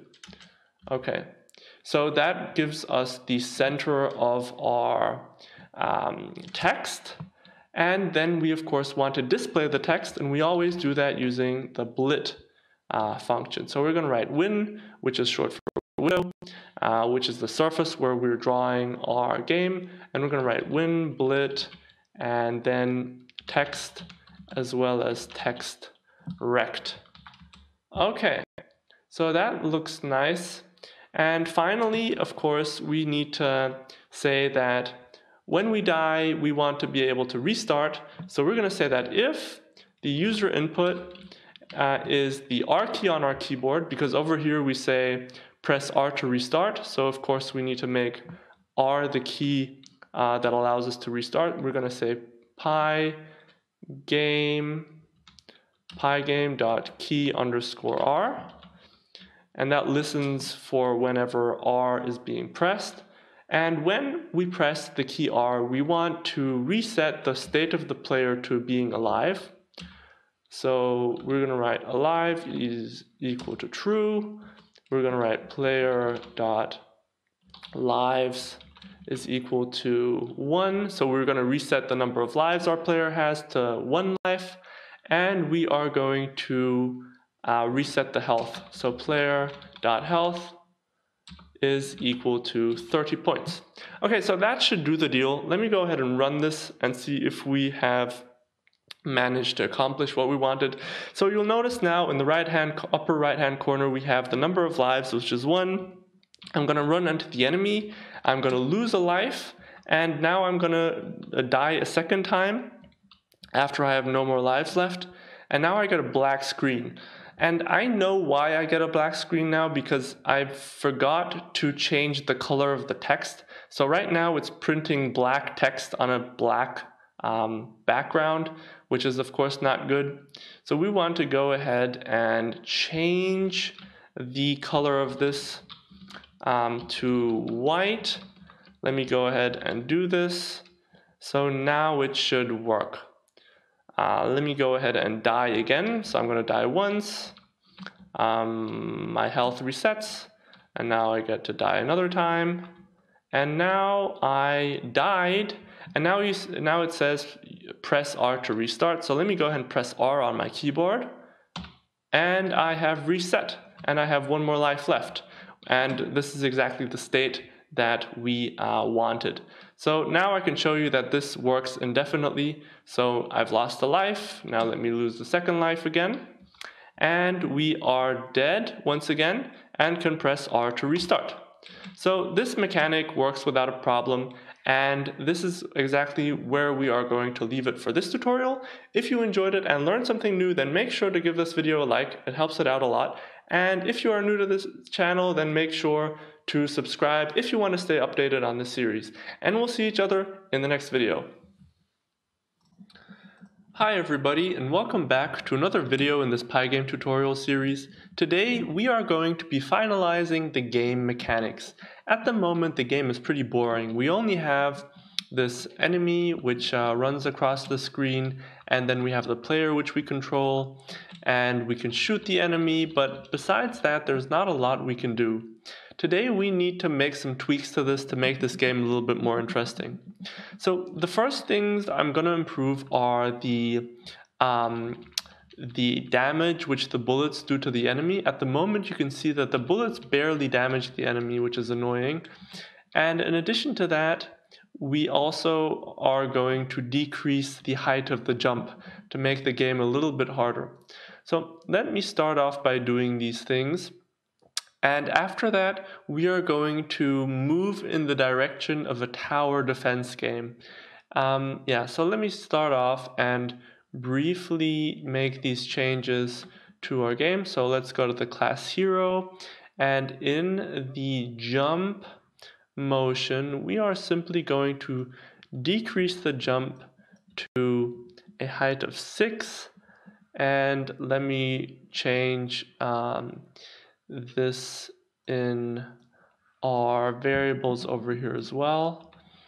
Okay, so this should be the jump height adjusted. So now if I jump, you can see I won't jump as high, but I can still jump over the enemy, but it just makes it that little bit harder to do. We don't want the game to be too easy. And the other thing which I wanted to change was the damage which we do to the enemy. So let me just check where we did that. Oh yeah, over here. So we're going to increase the damage to 5 points for every bullet. So let's just see how that works. So now if we hit the enemy a couple of times, we can actually kill the enemy. But the thing is, you'll notice that when I get the enemy down to no health, he still carries on living. And so we want to make sure that the enemy is deleted after he has no more health. So let's go to the main loop. And in the main loop, we are going to make a small adjustment, which is we're going to say that for enemy and enemies, if the enemy is off screen, we want to remove the enemy, which is okay, but we also want to remove the enemy if the enemy has no health. So we're going to write enemy or enemy.health is equal to 0. So now we should be removing the enemy as well when we kill the enemy. So let me just try and kill one of these goblins again. It takes quite a while, but you'll see they are deleted and then they respawn a new one. So we are going to now move on to the tower defense mechanism. So let's begin by adding this tower, which I've added to the file tree, into the game. So the way we can import an image is just like we learned at the beginning of the series. So let me just quickly remind you guys. So I'm going to make a new comment just to make this more orderly. Tower. We're going to call it tower, and then we are going to import the image. So tower is going to be the variable name, and we are going to pygame.transform.scale. These first commands allow us to scale the image to the size that we want it to have. And in addition to that, we also need to import the image. So we're going to say pygame.image.load. And in this case, the image is called tower.png. So we're going to write tower.png. And the second argument we have to pass in is the dimensions of the new tower. So we want the tower to be 200 by 200. So after loading in the image, and we need to go ahead and draw it in our draw function. So we are going to create another subheading over here. Bear with me. We're going to say hashtag draw tower,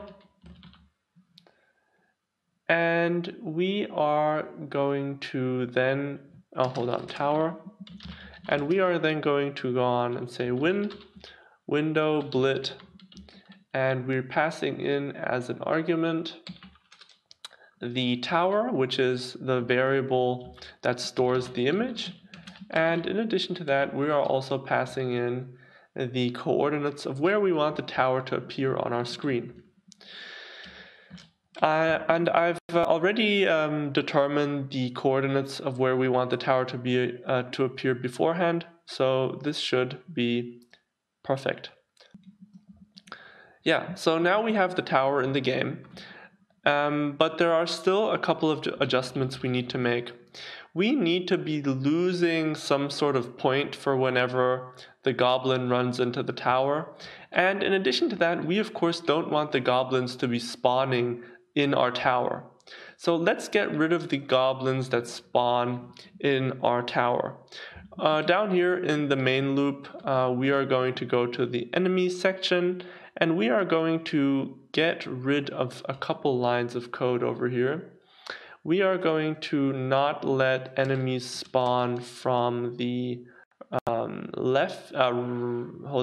the left-hand side. So let me get rid of this one.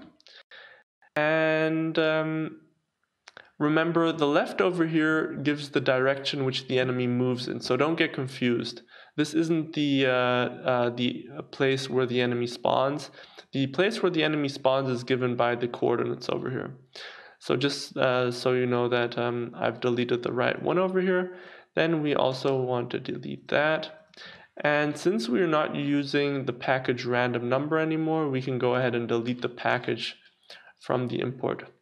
All right, so now that we've done that, I think we should be all right. Let me just quickly check the code if there's any mistakes. But no, I think the enemies should now all spawn from the right-hand side of our screen. Let's check.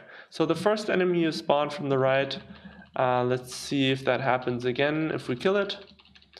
And then I should, yeah, and again. And let's just see, third time lucky, if this happens again. And yes, as you can see, all the enemies spawn from the right-hand side of the screen. So now that we have everything running pretty smoothly, we still need to implement the mechanic that allows us to lose points whenever the enemy hits the castle. And we also want to increase the difficulty the further we are in the game and the longer we survive. So we are going to now say that our enemies have a speed to them. So we're just going to write speed over here, speed, and we are going to give this speed a value of 3. And this speed is going to be the initial speed of the enemies at the beginning of the game. But we want the speed of the enemy to be increasing whenever we have either killed the enemy or it has run into our castle. So down over here in the enemy section, where we're checking the length of the list of enemies, we are going to now say that if the speed of the enemy is smaller than or equal to 10, then we want to be increasing the speed of the enemy. Speed plus equals 1. And so what I'm basically doing over here is that we only want to increase the speed of the enemy until a certain point, because if we carry on increasing the speed of the enemy indefinitely, then it will just be flying across the screen at one point, and that's going to be far too fast. So we're going to have a maximum speed of 10, and we need to pass this speed into the enemy object as well. So instead of writing left over here, remember this left was for the direction in which the enemy is walking in, but we don't need enemies. We don't need to specify that anymore, because all our enemies are going to be walking to the left hand side of the screen and coming from the right, walking towards the left. So now instead of the direction, we're going to pass in the speed. And we also need to make the corresponding adjustments to the actual class of the enemy. So if we scroll back up to the enemy class, we can now go ahead and instead of writing direction over here and passing in the direction in which the enemy should walk, we're going to pass in speed. And we can go ahead and even delete this variable, and instead we're going to pass in speed is equal to speed, and we're going to say in the move function, we originally had the distinction between the two directions, but now we're going to go ahead and delete this distinction with the two if statements, and we're simply going to say that self.x is going to be equal to the speed. And remember, the speed is adjusted whenever the enemy whenever the enemy dies. So that can be when we kill it or when it walks into our castle and does damage to us. All right, so that should be the only changes that I have up here. And I'm sure that we are going to get an error the first time we run it, because we still need to make sure the enemy objects are getting the right arguments. Yeah, so enemy object has no attribute direction, line 193. So go to the line 193, and we need to make sure that we delete the direction left over here. So we don't need this anymore, and neither do we need the line below that. Okay, so I think this might already be enough to make it work. Yeah, perfect. So now we have the enemies walking towards us, and now we can also go ahead and kill it. And yeah, what will happen now is that the enemies are going to become faster and faster every time they die. So this enemy is already a little bit faster, and I mean, now this enemy is even faster. So you'll notice that these enemies are coming at me faster and faster. I think now it's clear to see that this enemy is moving at a lot faster pace than the first one was. So we've managed to make the enemies move towards us faster and faster. The next thing that we want to do is somehow keep the score and see and let the enemies deal damage to our tower. So we are going to now go ahead and create a global variable, and call it castle health. So we're gonna write castle over here, and we are going to give the castle a health, or we call the tower, right? So let's keep the name the same. We're gonna write tower over here, and we're gonna write tower underscore health, and we're going to give our tower 5 health points. So when 5 of the zombies or 5 of the enemies walk into our tower, that is when we die. And then we are going to go down to the main loop enemy section, and we want to make sure that if the enemy gets to the castle, then it takes away a point.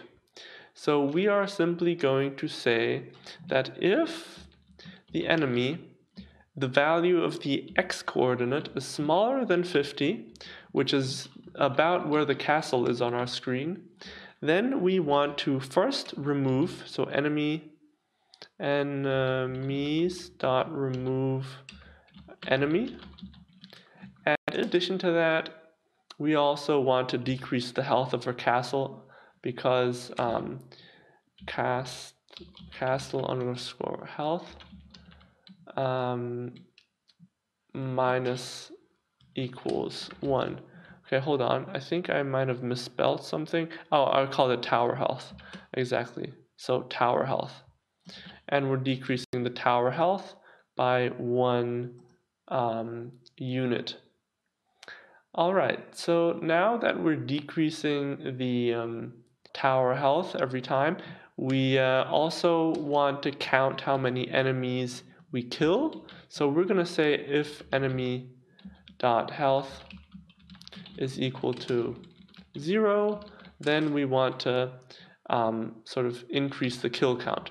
We're going to write kills plus equals 1, and we also need to declare this variable, and we're going to declare it somewhere further up under the instance of the enemy class over here.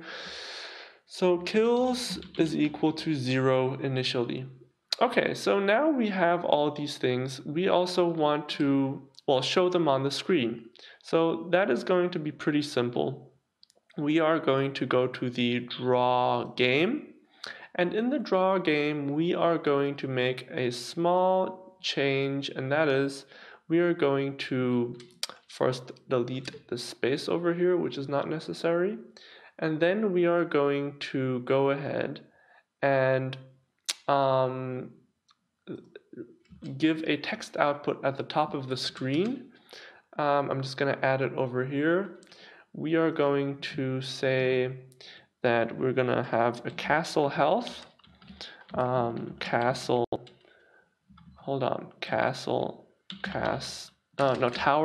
tower, tower health. And then after we have that written, we want to add in the health of our tower, which is tower underscore health. And finally, we also want to add a kill count. And since we introduced the variable kills earlier, that won't be a problem to do. So we're going to write kills, and we are going to then also output the value of the kills variable. So string and kills. And then finally, we need to still make sure that we adjust where the text is being printed. So I'm just going to decrease the y coordinate. And now I think we should have our game pretty much set. So you see at the top we have the lives. Let me try and kill this enemy, and you'll see that the kill count should go up. I hope I managed to kill him. No, it was too fast. But you can see that the tower health, it decreased. I think the enemies are still walking a little bit too fast for us to be able to kill them, and the cooldown of our bullet is a bit too long. So you can see I'm already losing a lot of health really quick. And remember, we also have a health mechanic that allows us to die ourselves. As you can see, my character is currently losing health. And you can also see that the tower health can get negative.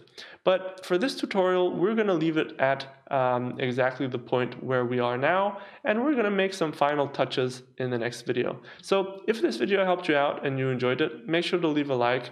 And yeah, if you're new, consider subscribing, and I'll see you in the next video. Hey everybody, and welcome back to another video in this Pygame tutorial series. We have created a really nice tower defense game up until this point, but there still remains a couple of things that we want to do.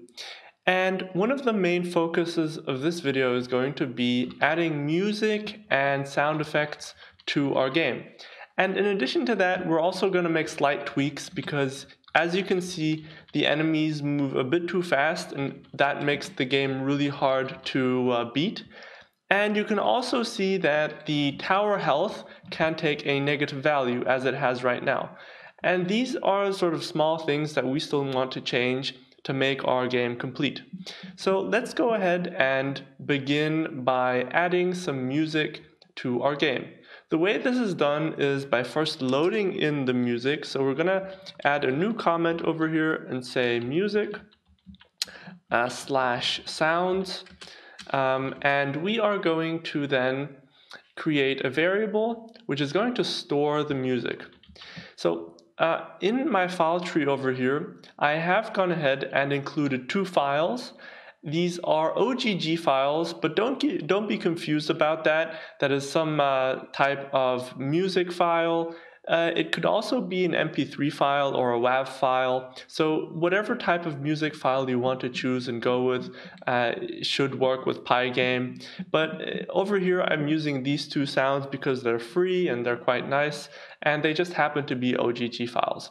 So the main background music is called music.ogg. So we are going to include that in our game and load it in. So pygame.mixer.music.load, and then we can go ahead and load in the music file. And I'm going to pass in the name of this file. So that's music.ogg. There we go. So after we've done that, we also want to make sure that the music loops and plays the entire time. So we can write pygame.mixer.music.play and put in a -1 to make sure that it loops. So now when I go ahead and run this game, you'll be able to hear the sound playing in the background, I hope. Yeah, I think you should be hearing something now. I hope that you can hear it after it loads and renders the video for YouTube. So there's a nice sound playing at the moment, which fits well to our game. But we also want to have a sound effect that sort of a pop sound effect whenever we shoot the bullet. So the way we can include that is by adding the second sound, which I called pop.ogg, because it's a pop sound. So I'm going to say pop _sound is equal to the pygame.mixer.sound, and then I'm going to pass in the name of the file, which is pop.ogg. And we want to make sure that this sound only plays whenever we shoot a bullet. So we are going to go to the class hero, which is the class of the character which we control. And in this class, there is a shoot method which we introduced in one of the tutorials. And so if we go ahead to the if statement over here, the if statement over here basically the condition over here returns true whenever the F key is pressed, so whenever we press fire, and when the cooldown counter is equal to 0. So basically whenever we fire a bullet. And that is exactly where we are going to place the pop sound. So we are going to quickly go ahead and do that and say pop _sound and then .play. And before I demonstrate the pop sound, let me just quickly get rid of the background music for just a moment so you can really clearly hear the pop sound included in the game, because the music is quite loud and it sometimes covers the pop sound. So let me go ahead and run the game again. And now you should hear a pop sound every time I shoot a bullet. Right? I hope you can hear that well. So now we have the pop sound and the background sound. So let me go ahead and add the background sound back in again. All right, so the other things we want to change are two things. We want to make sure that the cooldown of the bullet isn't as long as it is, because it makes it really hard to beat the game if we can't shoot as often. So remember, we had included a cooldown, and we said that it takes 20 while loop iterations for us to be able to shoot again. We're going to decrease that to 10. And in addition to that, we also want to make sure that the enemies are a bit slower. So in the speed over here of the enemy, we are simply going to write that his speed is 2. And remember that every time the enemy runs into the castle, or when we kill the enemy, we increment the speed by 1. And we want to decrease that to 0.25. That makes it the enemies a bit slower, and I think it makes the game a bit more fun if you can actually beat it. So that's what we wanted to do. And another thing was that we had the tower lives become negative, and we don't want to have negative lives for our tower. Because as soon as the lives go to 0, we actually want to, well, we want the game to end and us to be able to restart. So we're going to write tower over here, tower health, and we're going to include the following if statement.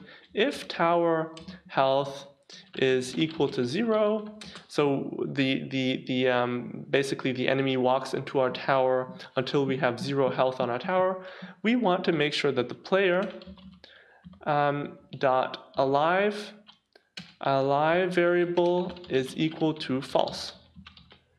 There we go. And that should do the deal. So now we also need to make sure of one more thing, which is whenever we reset the game, we need to say that the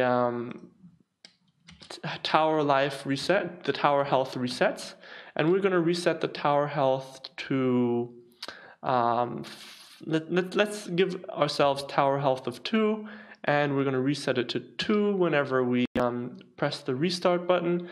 And over here we need to make sure that we're including the global tower health, and we're also including the global speed, because we also want to reset the speed of the enemy when we restart the game once we die. So we reset the speed to, let's see what we gave it at the bottom, value of 2. All right, so that should be everything covered. Let's go ahead and run the game and see how we've done. So we can now shoot more bullets. The enemies are a bit slower. And yeah, so that is actually where we want it to be at the moment. And now you can see once the enemy runs into the tower once, we're going to lose a life. And the enemy is running really slow, but once the enemy walks into the tower again, which you will see in a moment, we'll actually have a restart screen pop up, and that's when we can restart the game. So let's see, yeah, now we can press R. I'm going to press the keybind R, and you'll see we've reset the game. And if we kill an enemy, you can also see in the top right corner that we have a kill counter, which sort of increases every time we kill an enemy. Alright, so that is going to be it for this tutorial.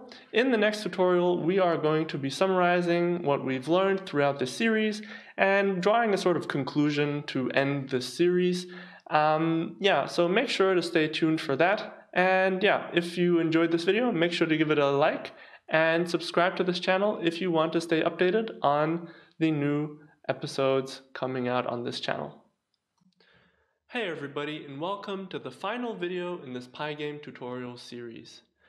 On screen right now you can see the final version of the game that we've built together throughout this entire series. In this final video, I want to briefly summarize what we have learned throughout this series and go through the individual steps that we took towards creating the game that you can see on screen right now. So we started off really simple by first creating a canvas, a blank canvas with a small dot in the middle that we could move across the screen in all different directions. We then moved on to creating a jumping motion for our small dot.